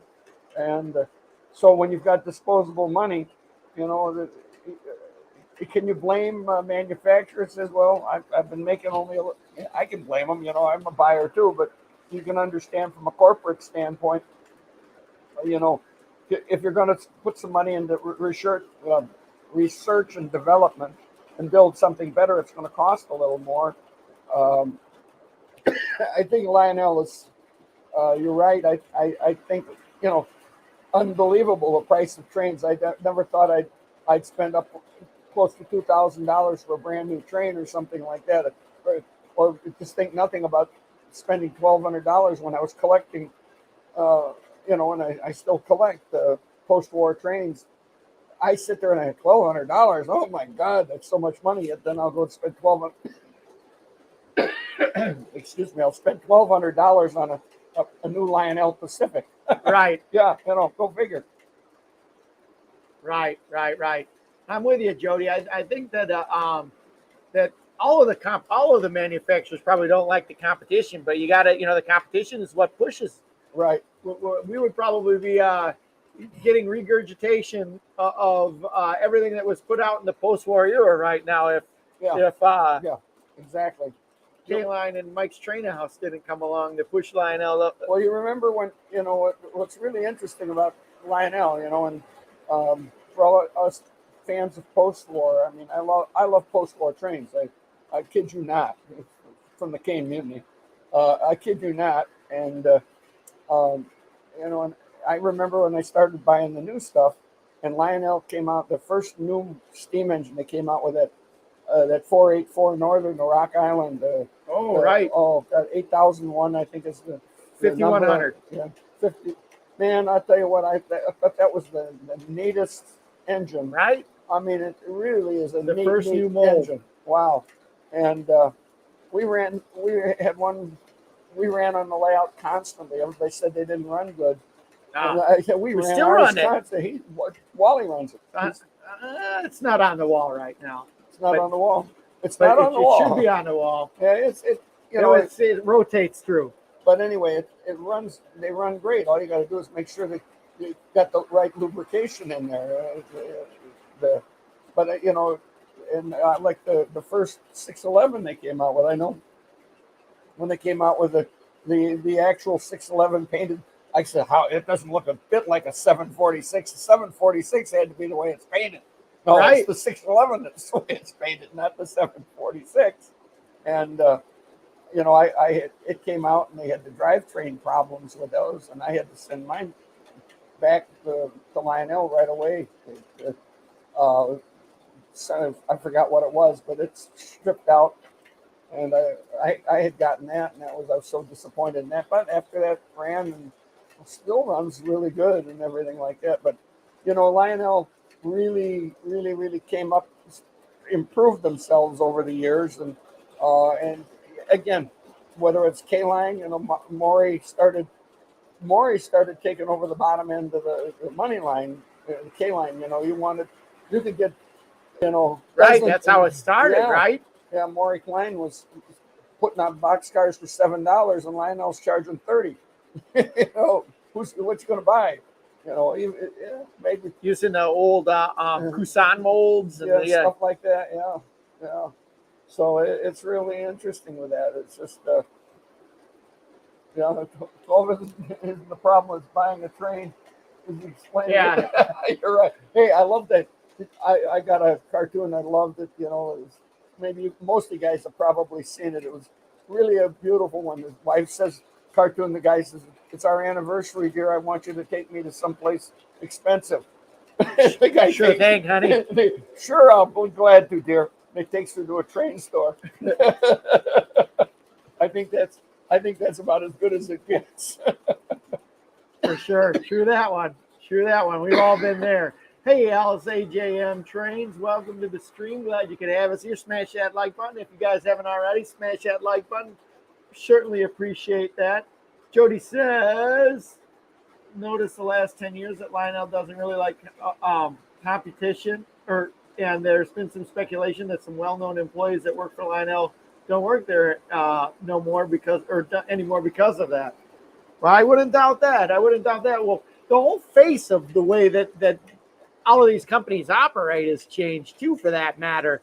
That basically they're just importers. Right. They're drop ship importers. They're the ones that develop the trains and probably shoot the trains, what their ideas of what they would like for the trains out to the different manufacturers. Somebody in Korea or China. Or right. That's where they're manufacturing all of these trains. And then they come back and they're just drop shipped from Seattle or wherever they're at, That's right. That's right. That's it's well, maybe we'll see when the way the world situation is. Maybe you'll finally see somebody say, we really ought to make this stuff here in the United States. We can do as good a job as they do in China. Right? Maybe they'll have to do it. Right. Rose Jewel Railroad says this year's the first time I pre-ordered from Lionel. So how long is it before I have it? And that's a good question, And again, that's the way the market is going. And I can see where it's more profitable for them to pre-order and then sending the pre-orders out and then just having an amount shipped or an amount made based upon that pre-order. As they say, made to order. They run they pick a date as if you buy from some of the big dealers, they have built to order. And the built to order is, up to such and such a date, we'll take orders for them, and then when we ship it, we send the numbers to Lionel that we want. Right. Lionel decides what the production. And they don't have any. They probably order another 25 or something like that. Maybe even that. Maybe they don't even order anymore. Right. They just say it's not in stock. Right. And so, I think they're correct me, guys, if I'm wrong, but from what I've noticed, everything that I've bought pre-order is pretty much when the dealer says it's going to come, it showed up when it came. I bought actually I didn't buy it, but my wife did. So it came when it was supposed to come. Now I have an order in for something else that I don't think is ever going to show up because I don't think they got enough orders for it. So what's that? The 630? No, it's another. It was going to be your birthday present. Oh, it was. You got your birthday present. You got a replacement. Down there, right there. You can't see my birthday present. So, yeah, it's. I don't think they're going to make it. So it just.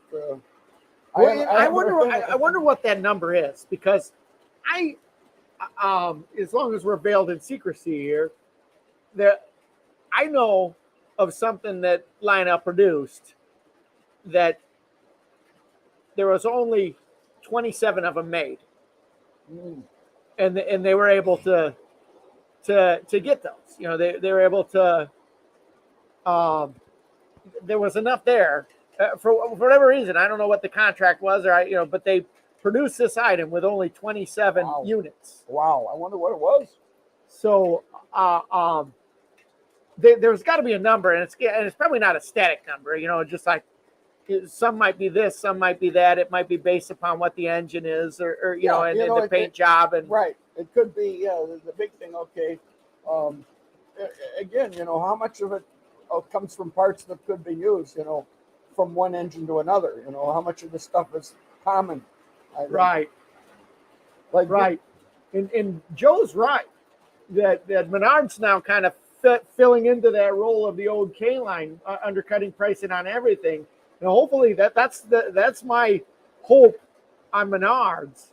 But I do think that Menards has got some things that they need to work out in regards to their the quality of the trains that they're putting out, they're pushing out to the public.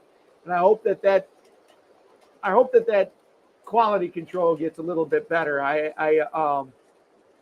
appreciate the segment and what they're trying to do with the hobby, but I also hope that isn't done at the cost of quality sometimes. Well, Menards is a good company, so I think they. I hope that I agree. If somebody's around here is watching, and they're not making it, so they're importing it. So, and yeah, I think that'll develop. And I mean, quite frankly, some of it's the old adage: you get what you pay for. Yeah. But many people would say, you pay for a train. I don't know what that F3 cost. A couple $100 was it for F? It was $150. $150, which is a good deal. Yeah, it's a great deal if it works.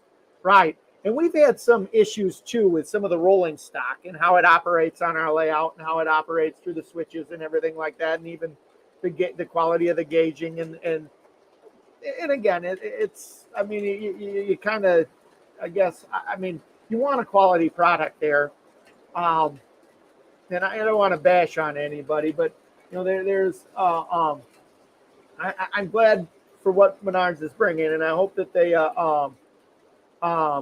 Well, yeah, I think they'll correct it, and I hope that everybody, maybe this last one was a bad one, but everybody will give them a chance. They've sure done beautiful with their buildings. Yeah. So that their buildings are really great. If I hadn't built the layout before they came out, I'd been buying a lot of those buildings to use on my layout.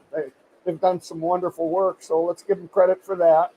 And Rose Joe, you're right. Right, Yeah. right. I don't, and I'm beyond that F3. I mean, I'm really happy with the Menards buildings that we've got on our layout. You can't really see there's a Menards building. You can't really see. It's right back over here, the Wally's Garage.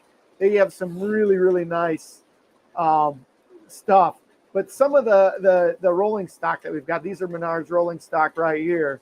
But I've got it right here handy. No, but the rolling stock that we have, some of it just doesn't really operate very well on our layout. It sparks as it goes through switches, and we've gotten some of the cars with the wheels that weren't even necessarily straight. I don't want to say they were out of gauge, but they weren't straight, so the cars wobble. And again, I think I think that that'll all get straightened out. I mean, it's a new company; they're new going into this, and like you said, Menards is a good business. It's a solid business, it's a good business plan, and I'm really happy that they're in the hobby. And that's why I don't really want to knock them too much, because I think that they're going to be providing a big important market segment into the hobby moving forward. Not only that, but they're also big enough and powerful enough where they could be a power player in the market if they chose to. The fact that they've got such a large extent of stores, it's like saying if Walmart decided they wanted to make toy trains. Mm-hmm. When you've got a network, that's the whole thing, is the marketing of those things, and that's just amazing with what you can do if you have your own store. You can devote your own little section of your store. You don't have to pay somebody to have it. You're not, certainly Menards stores definitely have the room. Got it right next to the beef jerky. Actually, I think that's kind of cool. I love that, because I harken back to the old days where you go into the tire store and buy trains or everything like that. Western Tire. And I've never, I never lived in that era. If you wanted to get trains for any time in my life, you had to go to the hobby shop to get trains. Yeah. Every once in a while, there you would see a really cheapy train or something at Toys R Us at a toy store or something like that. But I harken back and I hear all those stories about getting stuff at the tire store or going down to the appliance store where they would sell trains, or you'd go to the appliance store and they'd have trains. You go through the window to buy the trains at the and then you had the great big department store layouts. That was living in Chicago, of course. We had the big department stores on State Street downtown. There was Marshall Fields had both Flyer and Lionel layouts. You had Sears usually had a really nice Flyer layout in the Fair store, which was another one. Then you had Goldblatt's had one. Then you had Vaughn Seed store. All these places had really nice layouts, and they weren't just Christmas layouts. They were year-round layouts. They were there. The glorious Fourth at Fields used to be where all us kids would hop on the streetcar and go down there and go to the fourth floor of Fields, and we'd look at the trains and we'd say, oh my God, we had no money, but we could sure go down and look at them. I've told the story on in 1953, I think is the year when I was downtown, and I went into, I think 53 was the year. I went into Vaughn Seed store, and they had their layout, and they had the Lackawanna Trainmaster running on their layout, and I said, gee, I'd really like that. That's the most beautiful engine I've ever seen. That was that nice, and I know I've told this story, but for those of you that haven't heard it, you're stuck. You're going to hear it again. So many years later, when Wally was a little baby, and my wife and I went to a train show at the Kane County Fairground, and I had an HO layout that I had built, and there was one of those train masters sitting on a table, and I told my wife that that's the one I always wanted, and and this was in 19. I want to say this is about 1973. He was when he was born, and $200 was kind of a princely sum for a train.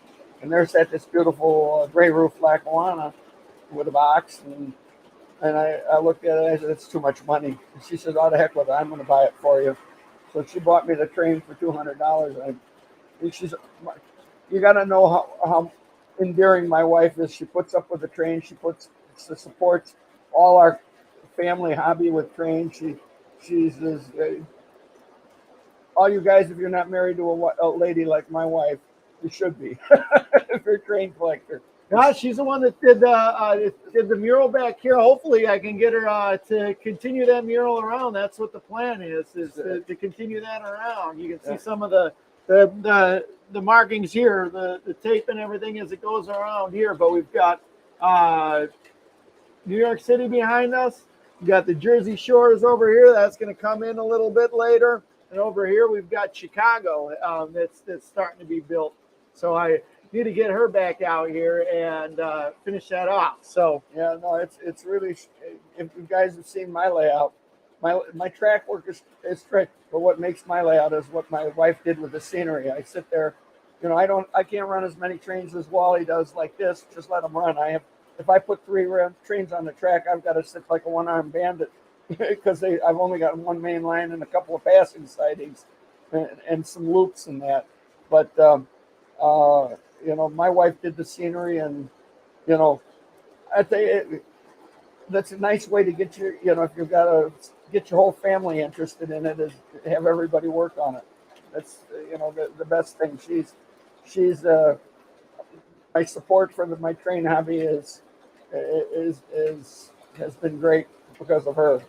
Same with Wally's wife, puts up with him too. I don't know how she does it, but right.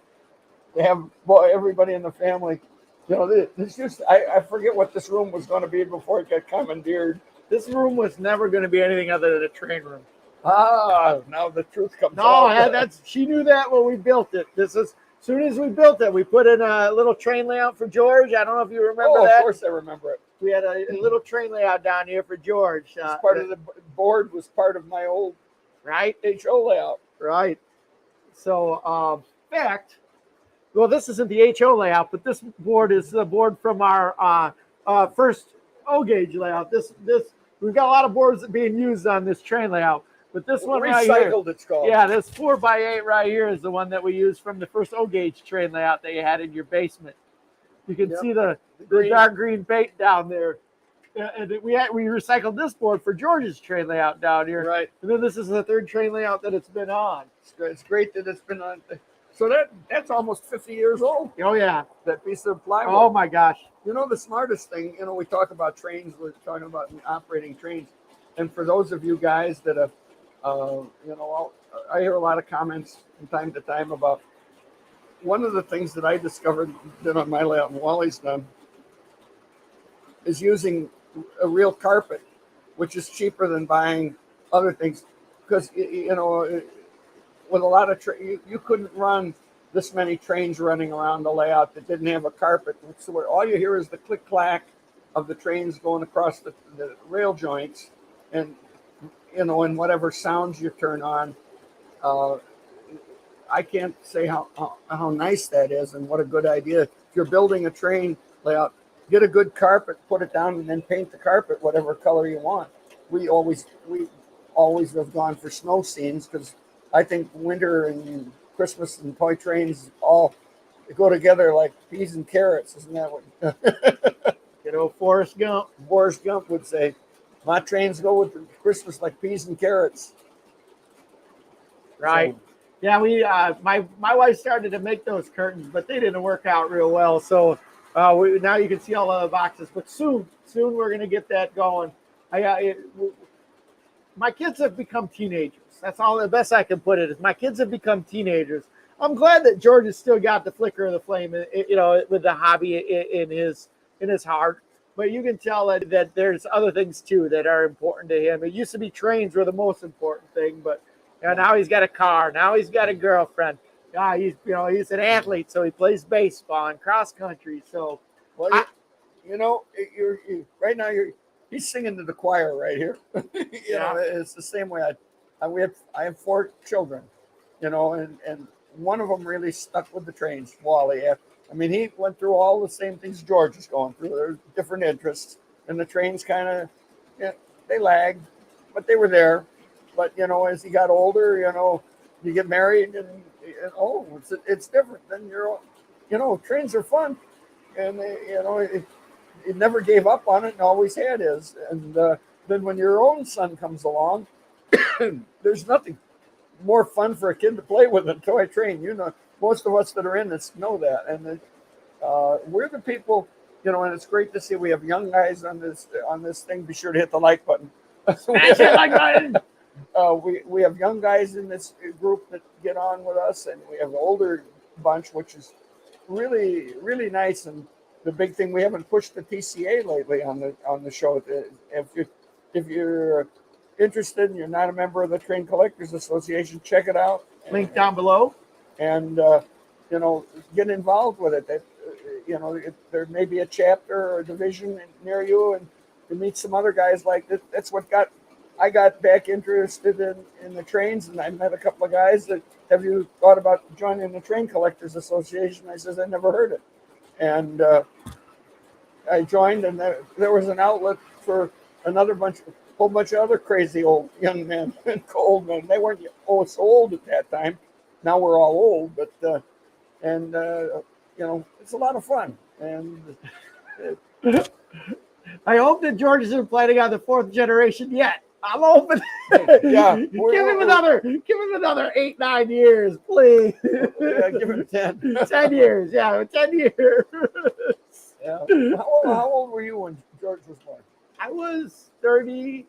30? No, You weren't that old. he was born in 2005. I was born in 73. Right. So 27. Yeah, you're George. No, 32 actually. Yeah. 32. You were 32 when you got. He was. Yeah. Because Well, I'm how long have you 49 been now. How long were you been married? I've been married for 20. Hold on here. I got. He was 32 years. I've been happily married for 7 years. But I've been married for 23. Always. You've got to remember how long you've been married when you've got 23 years. Trust me. Oh, that's awesome, Radar Diddy. Yep, 23 years. Good. Hey, yeah, 23. In August, it'll be August of this year. It'll be 23 years. 23 years. Okay. So, 22. So George was how old when you were? How old? So we'd been married 6 years when George was born. You were 6 years before your first one. Yeah. Wow. Yeah. See, You did it right away. no, it's A little bit. 71. And All right, I 73. guess you got it. It was 2 years for Bob, and then 4 years for you, and then another. There was five more, or 4 more for Annette, then 5 more for the last one. Don't ask me where that one happened. Oh Lord. I know my wife is probably listening to this, so it's all. I love you, dear. So Jody says, I've been hooked on trains since I was 1.5. George didn't have a chance, man.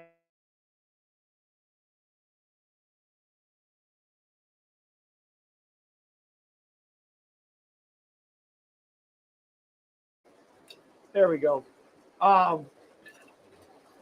When I was growing up, Grandpa had HO trains. My dad had HO trains, so it wasn't all line or all O gauge or Lionel and everything like that.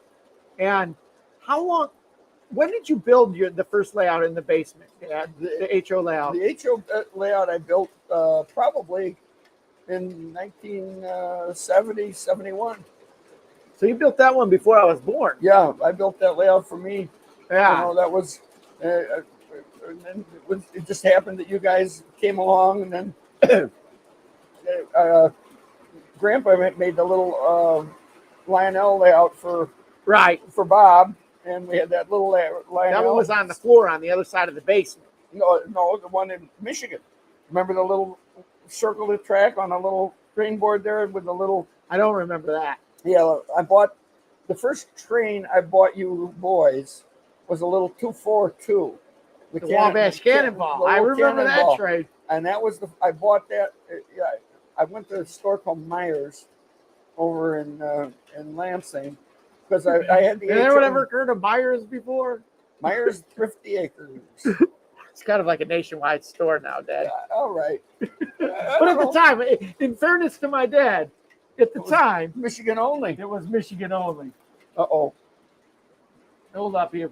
We have a mate. I'll keep talking while he's working. But anyway, I was over there, and they had two train sets. This kind of dates that Lionel was selling. One was the Detroit, Toledo, and Ironton diesel switcher, and the one was $29 and the other was $49. So I thought the $29 set was plenty, and bought that, and that kind of got the boys hooked because it was really hard for the kids to put the HO trains on the track, and I was having trouble with running them. And I found out later why I was having trouble, which was stupid of me that I didn't know. The manufacturer of the diesels I had real small flanges on the engines. They ran beautiful, but they jumped the track at every switch for some reason. And I got so mad at, I lost interest in that. And then I decided I'm going to get my old Lionel trains from down at my home, the ones I had, and I got those out.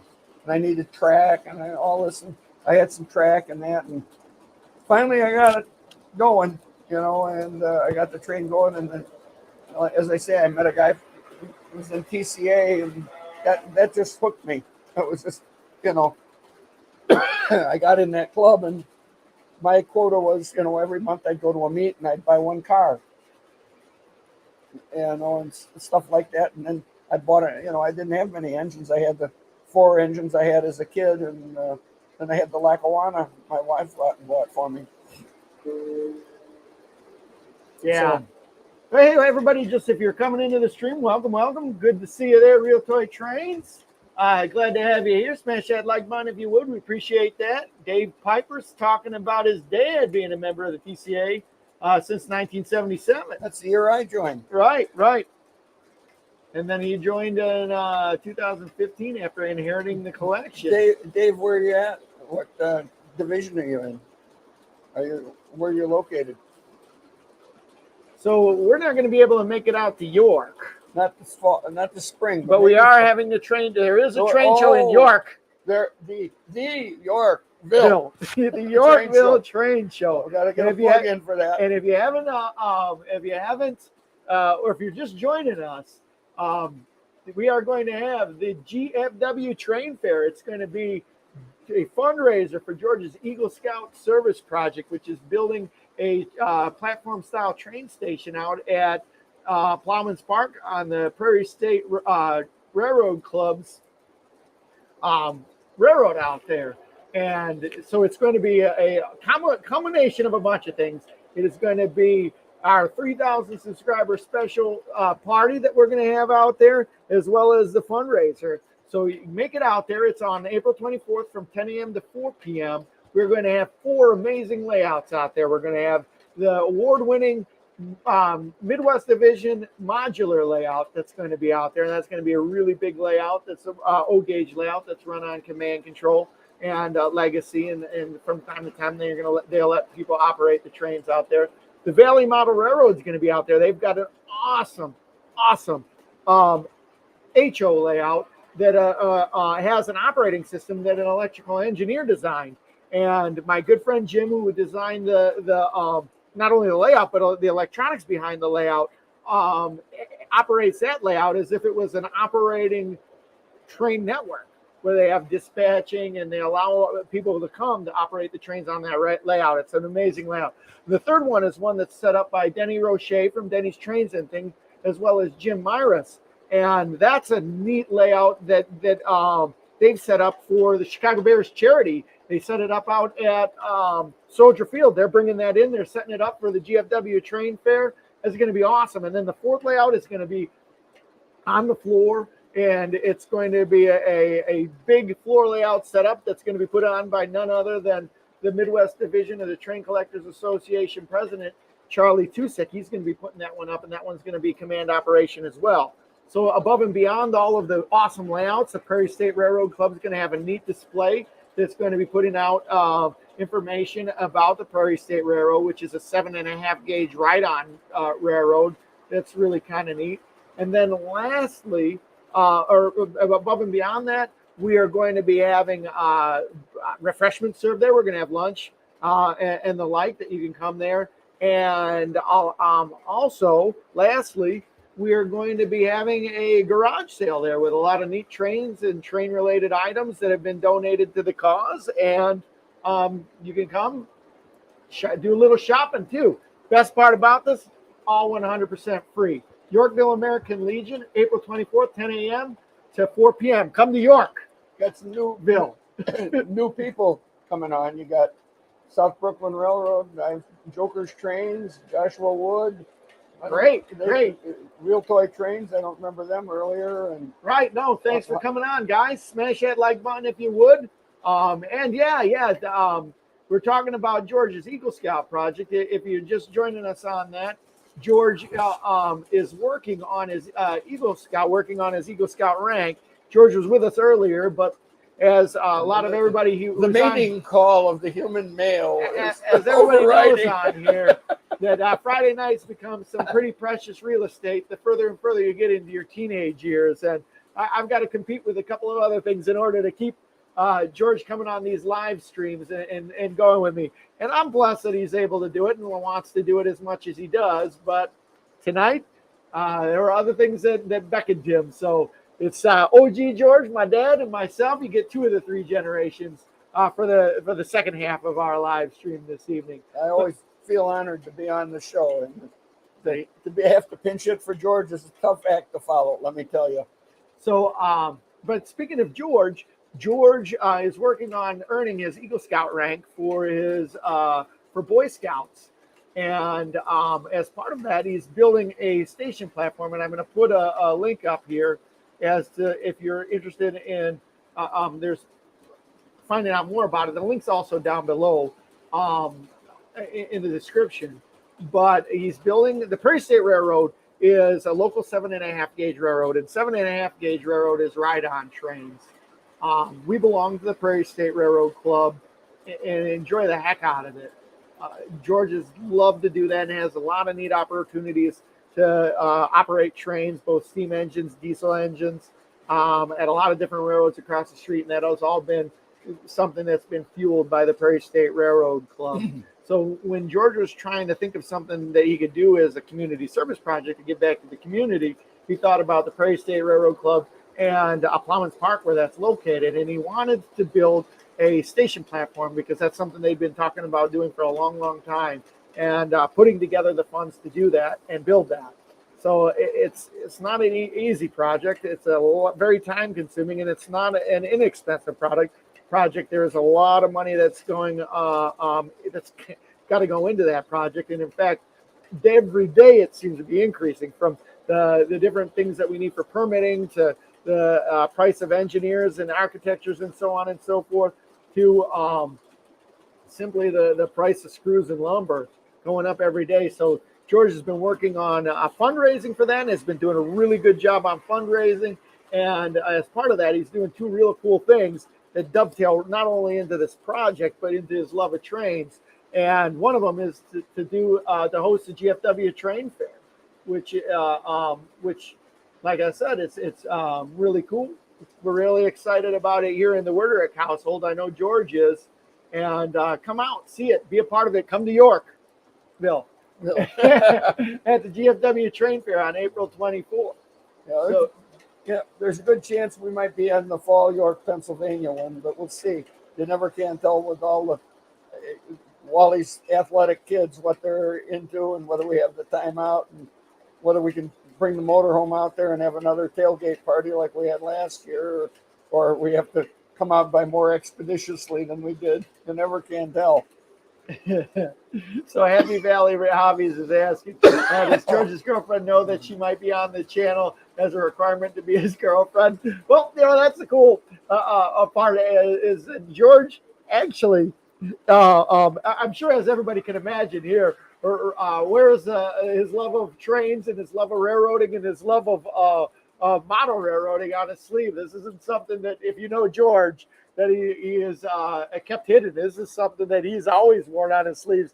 And Yorkville's not a big town; it's a small town, and everybody that knows George knows that George loves trains and knows George not only as George but also as GFW trains. And I can tell you, I got to thank everybody in the community because they've kind of embraced George and allowed George to love that and allowed him to allow actually it's not even necessarily allowed it, but know that that's part of George and know that it's part of his personality, which is cool, and I have to say it's really neat when somebody that George dates and we hear about their family buying all kinds of GFW trains merch and in fact they're going to be helping us out at the GFW train fair. And that's really cool. That's a neat part about living in a small town like this. It is. And it's kind of funny. You talk about stories, girls, what they like. Now, my whole life has been built around trains, planes, and automobiles. All right, the three things. I guess John Candy, that movie, Planes, Trains, and Automobiles. And when I was learning how to fly, and then when I got my license.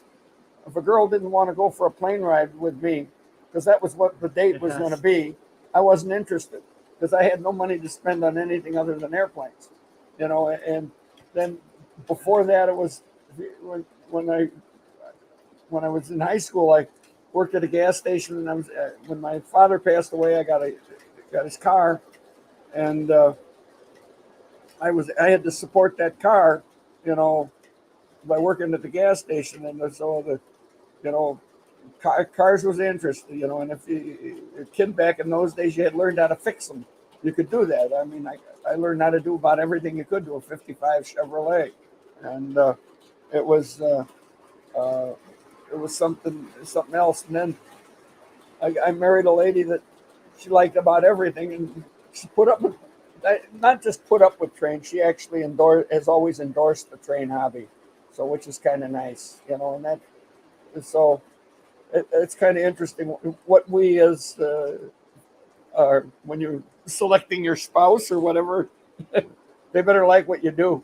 Oh, yeah. I guess it's what usually with some ladies on this channel for some time, but I haven't seen any pop up tonight. Well, you know what?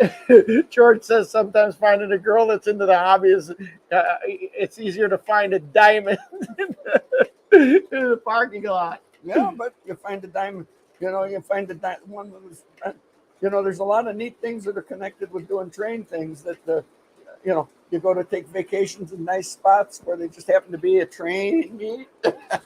Go to a TCA convention and nice hotel and a train meet.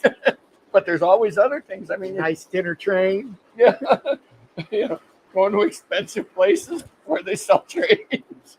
Vacations, riding going out to ride the Combries and Toltec, or ride the Silverton, or let's take a train out to California. That'd be fun. Oh yeah, we'll go to California, go wine tasting, and ride Amtrak out to California and go to Napa.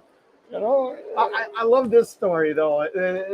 I think I sent it to you, but there was a story that came out and it kind of got pushed out in the papers for a couple of weeks about a guy from Britain, England, okay. And he had this huge model railroad that he built over a period of 2 or 3 years. Okay.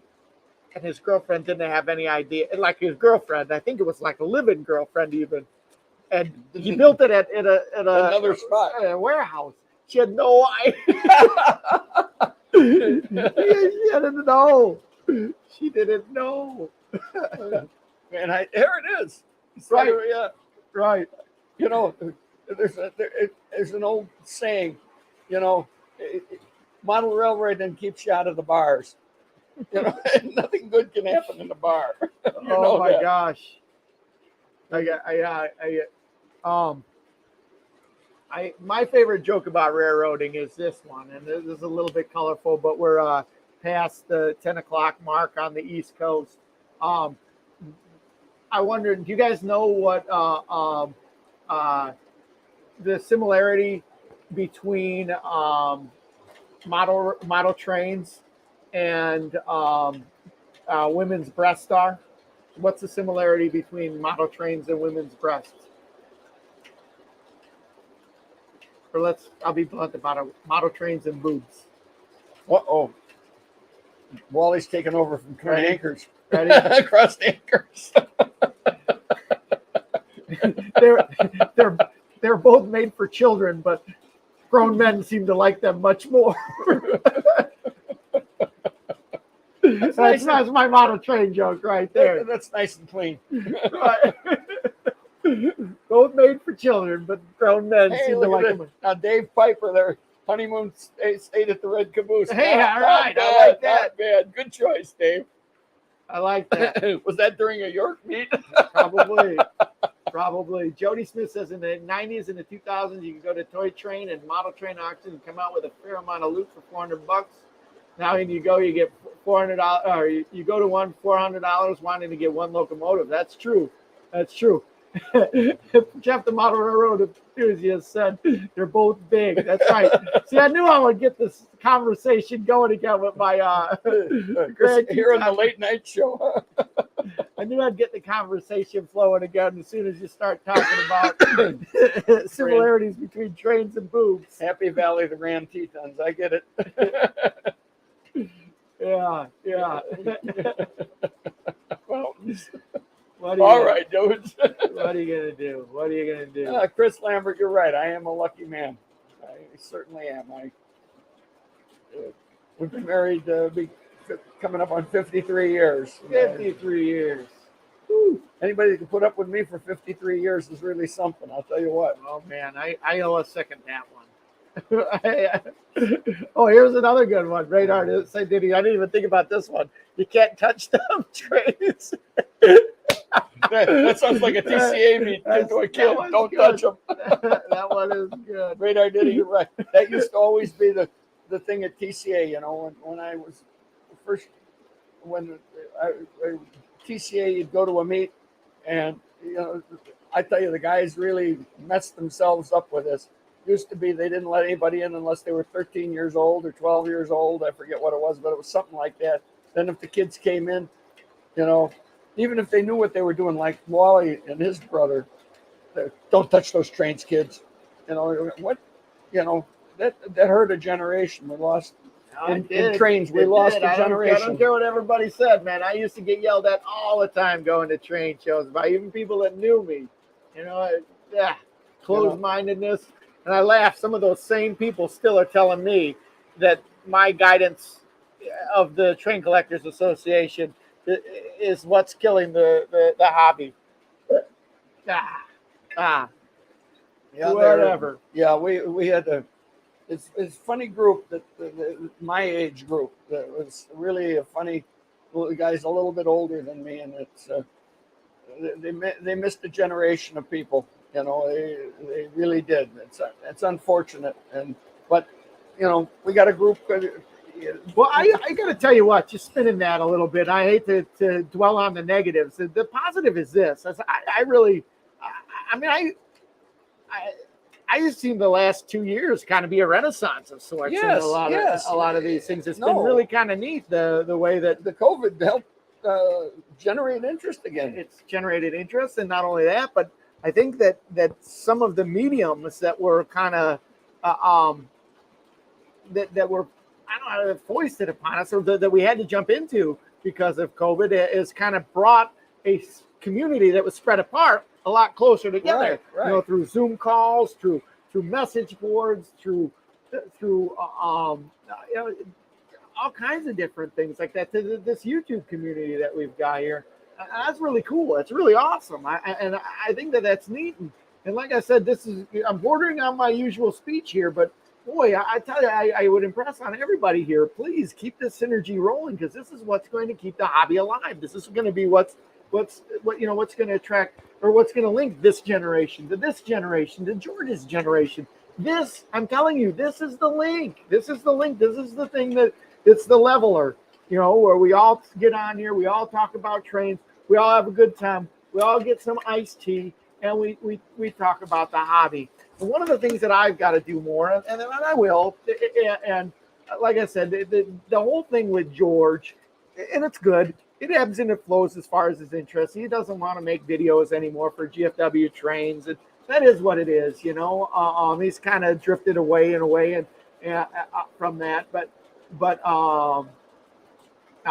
you know, he still likes to do this. He likes to still come down here, and that's because he's engaging with you guys. The videos are on an island. He doesn't see any feedback from that.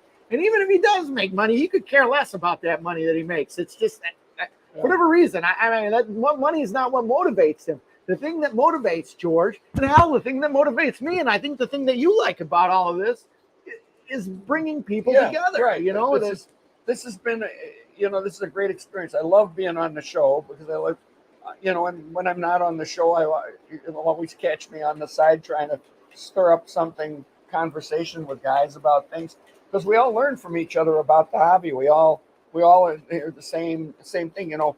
And when the COVID thing, that's what was when Wally and George were on every day with the show. That was, speaking of which, this is for those that are just joining us, show number 150, milestone mark here. So, all right, sorry, go ahead. Oh, that was great, you know, when we were all like shut-ins, you know, being old, you know, my wife and I took it serious. My wife's a cancer victim, and I'm old, and it's, you know, we took it very serious. And you know, one of the big highlights of the day was GFW trains and getting on. And I know that for them, Wally was doing work from home because, you know, and stuff, and his wife's a teacher, so there was no teaching in school. They were doing, so everybody, all you wanted to do was something and what an outlet. This train's building, Wally was building the layout while you were doing this. And, you know, to continue it on and to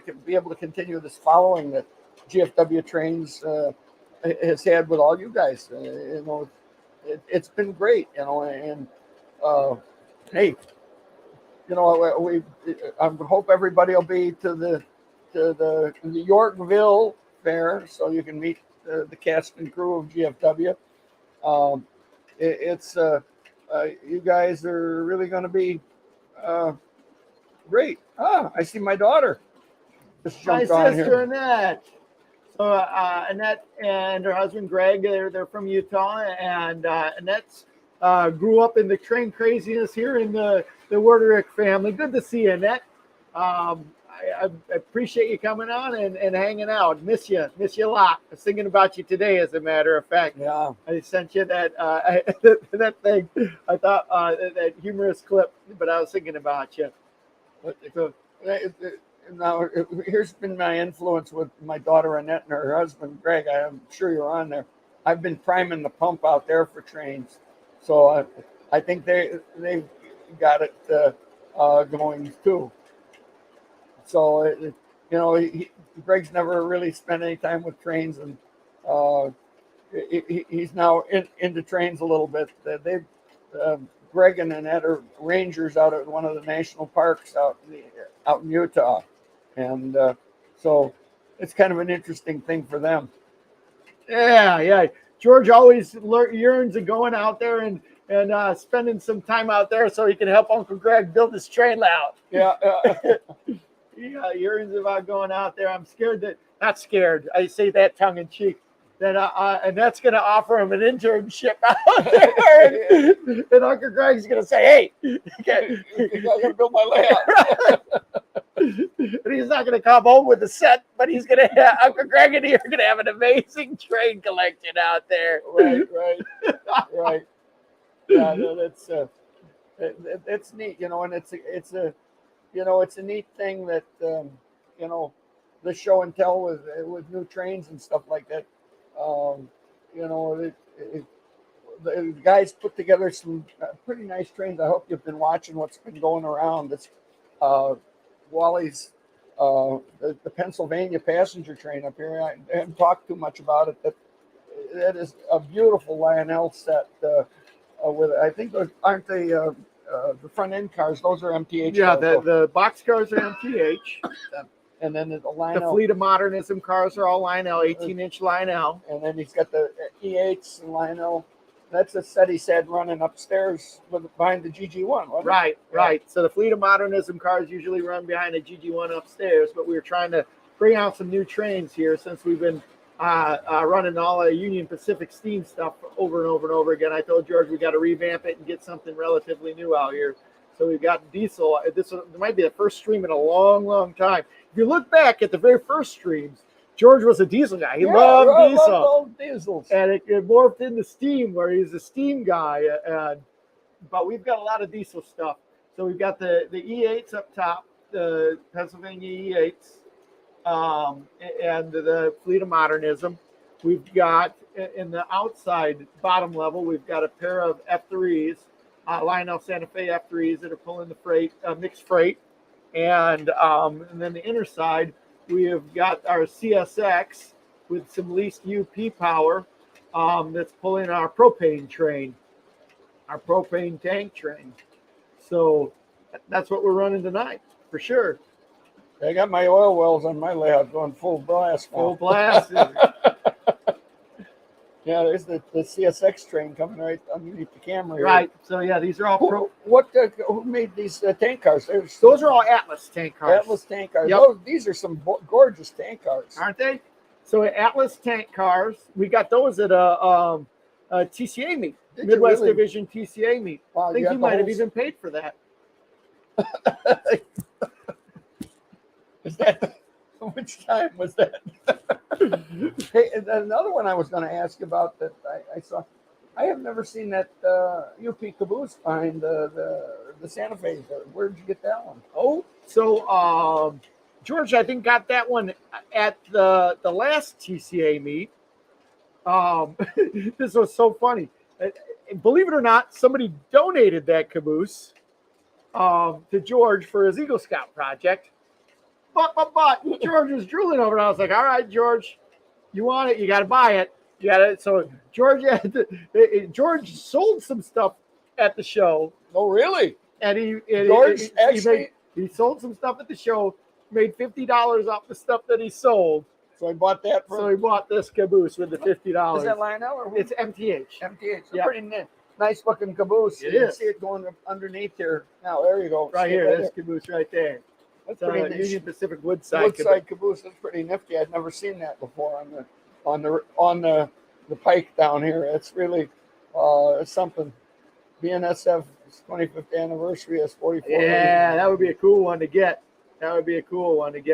We need a lot of things that we can't afford or can't find, right, or whatever. Right. So, go ahead. So I'm just kind of like rolling along with the sentiment of what we're talking about.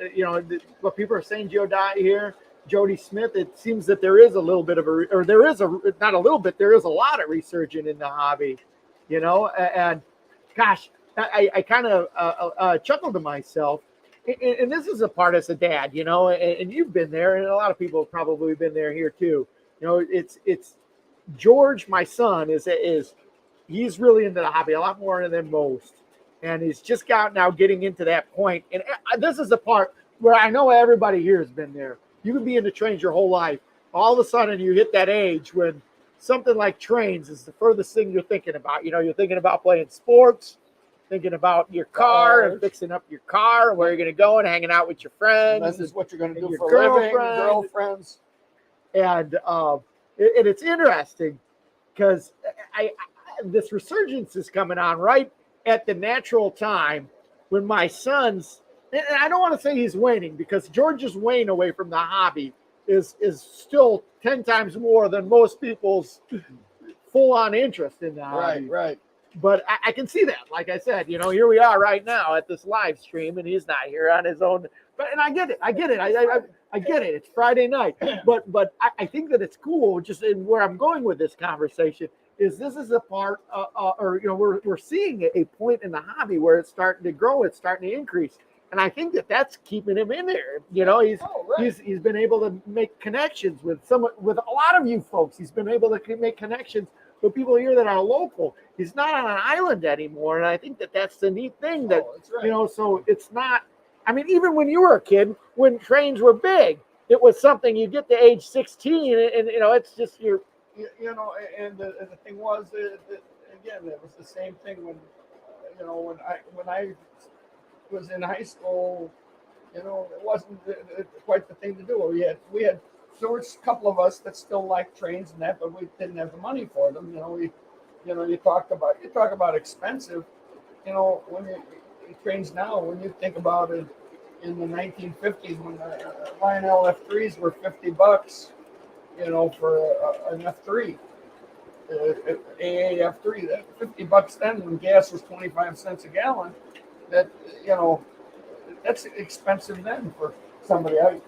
I remember I kind of got into HO when I was a kid because I couldn't afford the $5.95 for a Lionel boxcar when I could buy a HO boxcar for $1.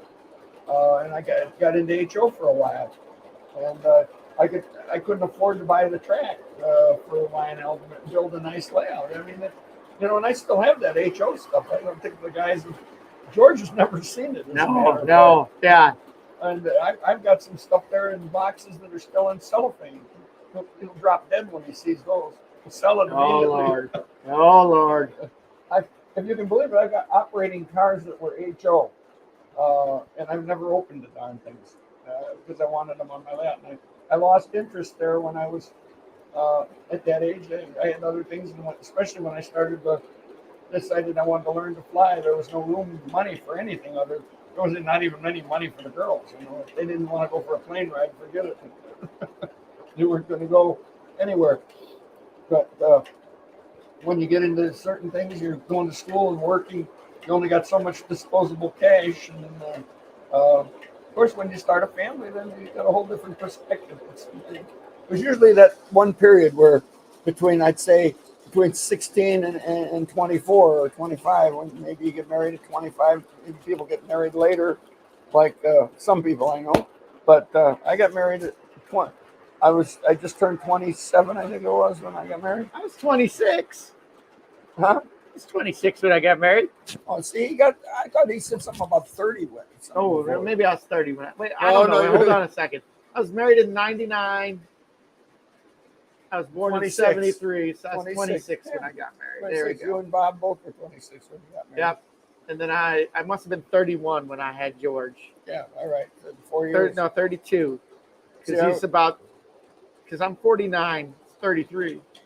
He had trouble with math, too. No, he'll be 17 in May, so I was 32. Yeah, but, there's a couple of ways to get young people, and one of the Wally never really lost interest, even when he was growing up, and we always had a layout, and he never lost interest. And when he moved out after he got married, he moved out. Heck, fire. He got into trains, and Wally is a collector, which is kind of one thing. He's our family is a bunch of collectors. And my wife collects things, and that's one of the things that makes our family great. My wife has her hobbies that she collects things, and I collect things, and love to have many of you people over to the house. I don't have a big fancy house, but I got a lot of neat collecting. Got dining car china and things like that we're real proud of. That we don't talk about, but that's the thing about railroading, and whether it's model trains or real trains. And we spend a great deal of the show earlier talking about the steam engines. It's one of the great things about the hobby. There's so many things that are involved with railroads, and I could say the same thing about airplanes, but airplanes are not as you can have model airplanes, but they're a little more difficult to set up fly them in your basement and things like that. But it's a great hobby, and I think everybody is, I think everybody that is in it. Obviously, we have a good group, so it's really fun, and I enjoy being on the show. I always look forward to Wally when he asks me if I want to be on it. I always look forward to getting my 2 cents in here, because I think 2 cents. Don't sell yourself short. You get about $5 in. Pay me. You mean it cost me that much to be on the show tonight? $5. $5. What else we got? Still got a lot of guys on here. Yeah. So hey, but we're probably getting about to the end of our run here on the. All right, good. I'm telling you, the hardest part of these live streams is just the engineering behind it. Because I'm down here, I really don't know what you guys are seeing. And we at the beginning we were having problems with our video and the audio, and I think I've gotten a lot better at it. When we first started these streams, I had no idea what I was doing, and George and I literally had my laptop on a shoebox on a bridge over the train, and we've come a long way. It's 150th live stream here. This is we've been doing over the past. We ought to have a toast. Yeah, to the 150th live stream. Toast to everybody for 150 GFW trains, Fast Friday, Friends Friday, Fun Friday, whatever you're calling it. For those of you that haven't been around, we call it Fast Friday because on our live streams, when George and I were building the train layout before we got the second level here, we can't do it anymore because we got the second level. We used to race trains around this track. We had a couple of trains and we used to race them and have a lot of fun doing it. So we call it Fast Friday. Thanks everybody for the toast, by the way. Yeah, so that's why it harkens back to the good old days when we used to do it Fast Friday, and I always used to taunt George and tell George I was going to make him cry because I was going to beat him so bad. Yeah. Hey, there he is, Milwaukee Road James. How you doing? Wondering where you've been at all evening. Glad you can make it with us. 150th live stream. You got it. Cheers. Let's see, you got another new one there too. I saw one there. Ozark, Midland, and Southern. He's new one tonight. Oh, he's been around. Okay, yeah, he's posted tonight. Yep. So yeah, I tell you what, it's fun. I'm watching the numbers here, and I was all set to sign off, but I see we got some more people come on. So we keep rolling. Keep rolling. We'll roll until we hit the 3-hour mark. Sound good? That sounds good. That's a nice show. That kind of the things that. How do you guys feel that? Do you like to see new products on the show? We don't buy a lot of new products, but show and tell about some things. I've got some interesting post-war stuff that might be I can send down here, and they might be looking at.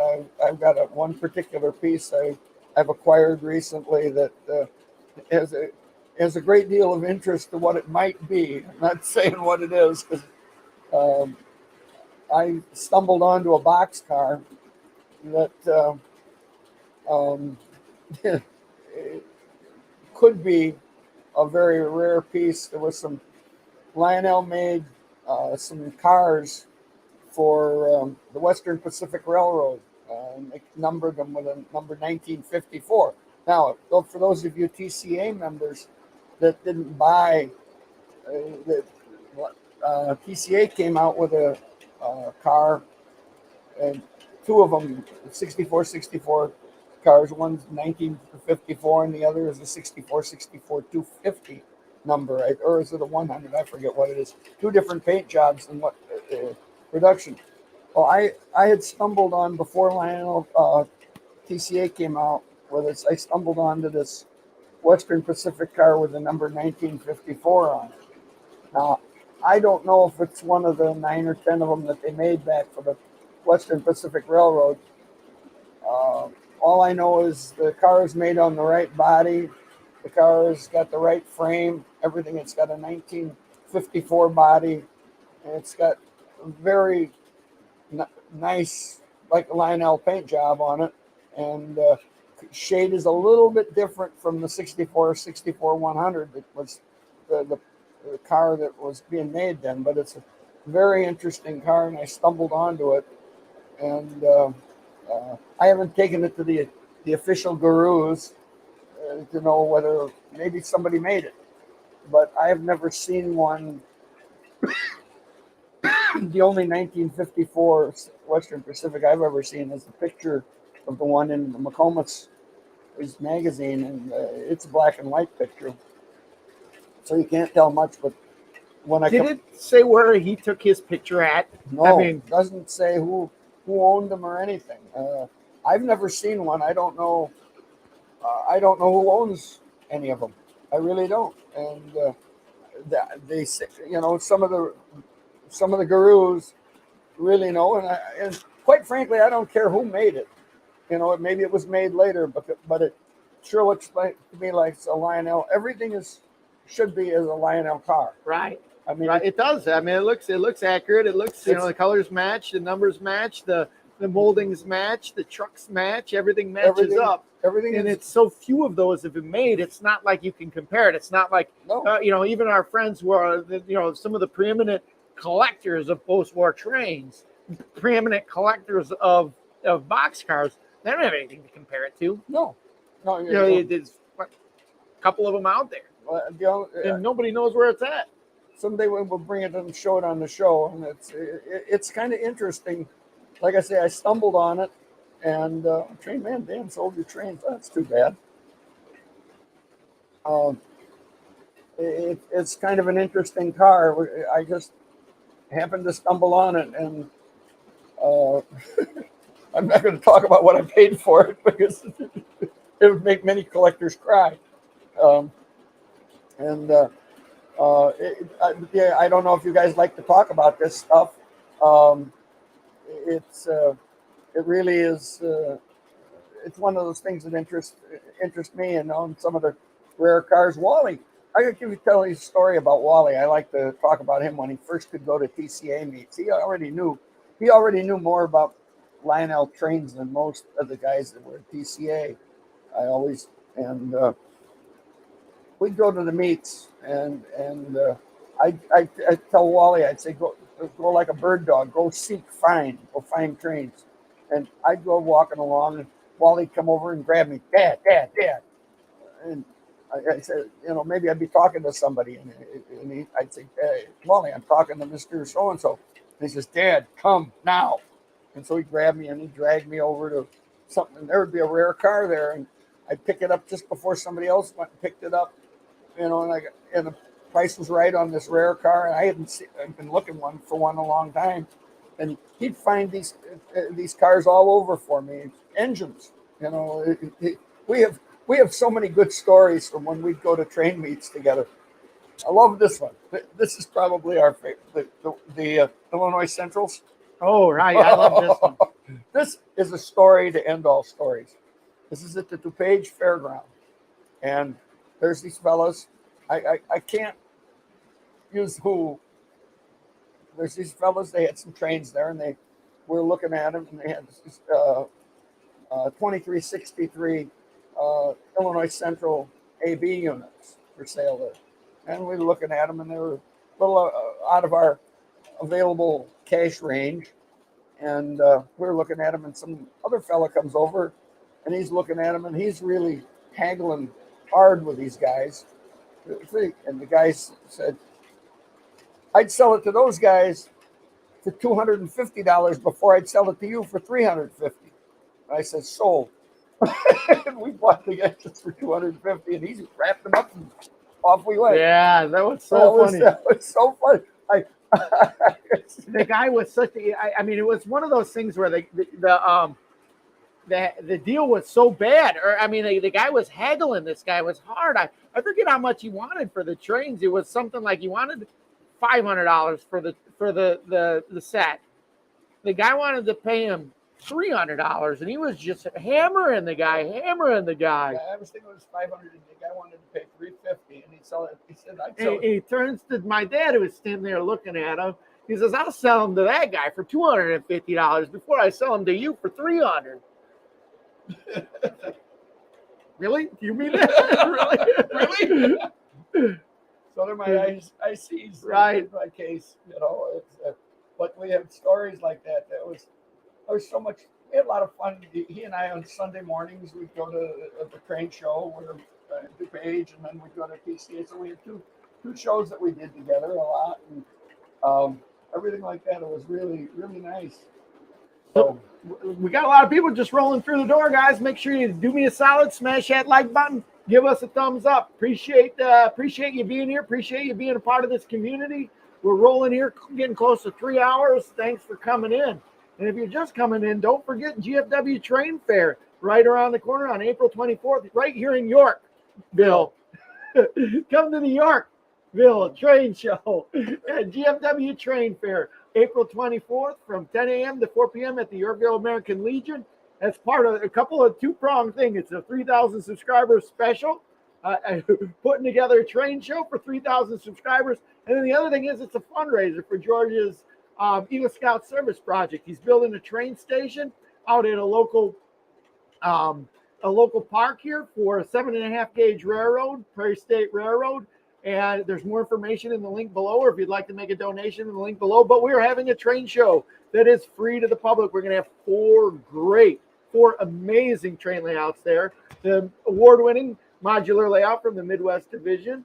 We have got a layout that was put up for Chicago Bears charities out at Soldier Field here in Chicago. And then lastly, we have the Valley Model Railroad operating positive control track control system where everybody's going to be operating trains out there. And on the floor, we've got Charlie Tusick, who's going to be putting up an amazing floor layout, 4 huge layouts. Not only that, but we have food served. We're going to have a garage sale with a lot of neat model trains, or a lot of neat stuff that people have donated to sell, both trains and train-related things. And come, be there, be square.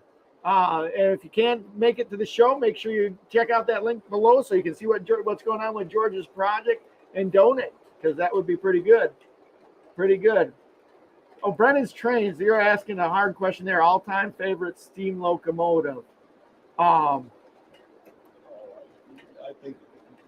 think I know what you're going to say. I don't even know what I'm going to say. Oh, I think you do. All right. 611.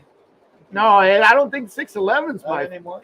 No, I've always liked 611. Don't get me wrong, but there's the Royal Hudson. The Royal Hudson's right up there. Oh, And okay. 760. Okay, I guess. Yeah, I guess we're thinking about real steam locomotives. Yes. Okay, I was thinking model trains. Model train 611. Yep. Yeah. Yes, that's definitely. Yeah, that one's it. That one's it. As far as model trains, especially post-war stuff. Yeah. Um, Royal Milwaukee Road James says Wally Royal Hudson. Yep. Yeah. For sure on that Royal Hudson. Polston Logging Company. What's that one? Polston 282. Logging. Oh, Polston Logging number 282. I'm not familiar with that, Brendan's Trains. Give us a give us an education on that one. Yeah, so it's free to the public, the train show, right? That's the best part. So it makes up for all of the toll roads there. And if you're so inclined, please, George would be appreciative. We're going to have a donation bucket out there. It'd be appreciative for anybody who is coming to make the donation. Of course, you're coming from Wisconsin, don't have any money left to make a donation because you're paying for gas. I understand that completely too. So, but it's a couple of neat things. One is like I said, it's a fundraiser for them. But two, it's just an attempt to bring everybody in the hobby around together, because Right. that's the best part about this, is just spreading the love of trains. And that that's what speaks to George, and that's what this project's all about. Right. So not only through the train show, but he's having a train open house out there at the Prairie State Railroad as a fundraiser, and the station itself is all based around trains and 7.5 gauge railroading. For those of you guys that don't know 7.5 gauge, that's a ride-on train. It's very similar to what you see at fairs and so on. So yeah. So well, it's really, having a favorite steam engine. The one that would really I'd like to see really, and it's never going to happen. Probably my favorite, Ozark, Midland, and Southern Railroad. I agree with you. The New York Central 464 J3 Hudson. Yeah. I mean that to me is the classic, beautiful steam engine. Did you ever see one? No, not that I remember. Yeah. I probably saw it, but I didn't remember. But it's when we were kids, my cousin had American Flyer trains, and he had a 464 Hudson. What's it, number 322, I think, on the side or something like that. And he had 3 engines. He had a little 080 switcher, and he had a Santa Fe Alcos. And but I used to love that Hudson with the heavyweight passenger cars. That really. And I tell you what, I'm a 3-rail guy through and through, but the proportions and the scale look of some of that American Flyer stuff. It's so, especially to some of that the post-war Lionel stuff. Not taking nothing away from post-war Lionel, but the look and the scale the Flyer S gauge was more scale than the Lionel. The Flyer S gauge trains were scale. The Lionel, wasn't quite scale, and that was it. I have 3 American Flyer sets. I have 3 Hudsons, 3 different numbered Hudsons. Cool. 2 freight sets and a red painted passenger car set. I got them all at the same place at the same time. Those are the 3 sets, and then I have one other. I've got a Chesapeake and Ohio GP7 switch engine, and those are my total American Flyer S gauge.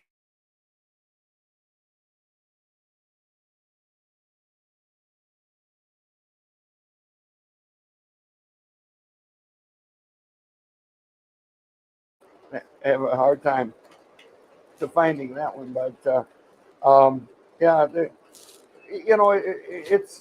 I don't know. We don't seem to have anybody ever talks about American Flyer and S gauge around. Where's Minetti? Well, I know. I laugh because the American Flyer guys always get so combative. Oh yeah, they're so upset by the fact that they don't have realistic 3-rail track. Yeah, I can understand why they would get upset. That used to be the competition for kids that Flyer and Lionel used to be so interesting like that. That's really something. There's a guy, Isaiah. You're right. There's no reason you can't like both. You know what I mean? That's for sure. So I don't remember what the name of my favorite logging locomotive. I don't remember. Yeah, oh yeah, it's the Shea that they run out there at the Illinois Railway Museum. Okay, yeah. I forget, it's Niles Lumber Company. I forget what, but that's neat. And then we rode the one Shea. Was that out east where we rode the Shea at, Dan? It was in California, wasn't it? Yeah, you went. Oh, the one out there. Yes. It was at a convention. Yes. Yeah, you and Mom went down. Why I had to go to meetings. Yeah. You went down the road, the Shea out of. Gosh, it's Fort something in Northern California. There, you guys went down there and rode it. Oh, what was the name of the place? Yeah. Anyway, you were there. You did it. You rode the one over there, logging Shea. It goes up that real steep hill. Yep. Yeah. I didn't get to go. It was really beautiful. You're going through like old growth trees in the forest and everything there like that. That was a great trip, but I didn't get to go on it. Oh, wah, wah. Sad trombone. Yeah. That's the way it happens. So listen, guys, as much as I hate to do this, especially with so many people on here hanging out, we've hit the 3-hour mark, and I know that my dad's got to get rolling back home. It's about an hour drive for him to get home. But appreciate everybody for being here. Appreciate you.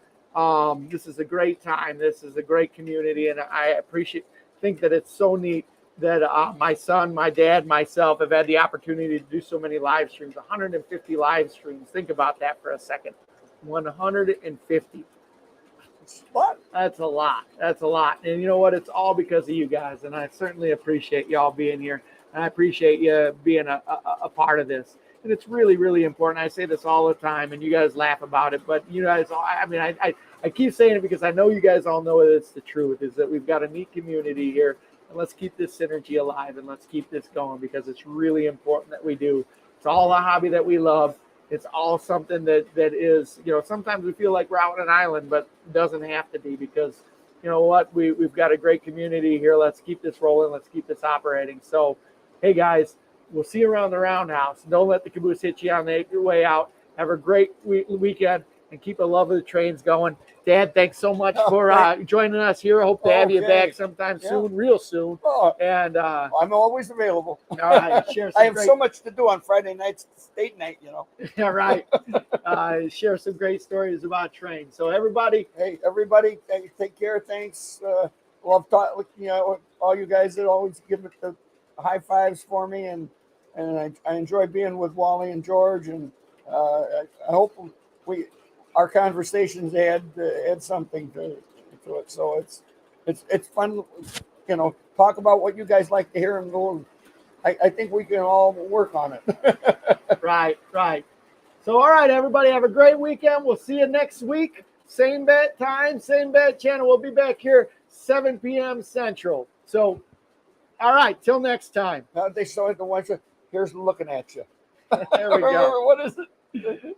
What movies? Oh gosh, I don't. Is that it's Humphrey Bogart, right? No. Here's looking at you. It's one of those. It's a guy that's got a goofy TV show. Oh, I don't know. Well, we're not a goofy TV show. We'll see you next week, guys. All right. See you around the roundhouse.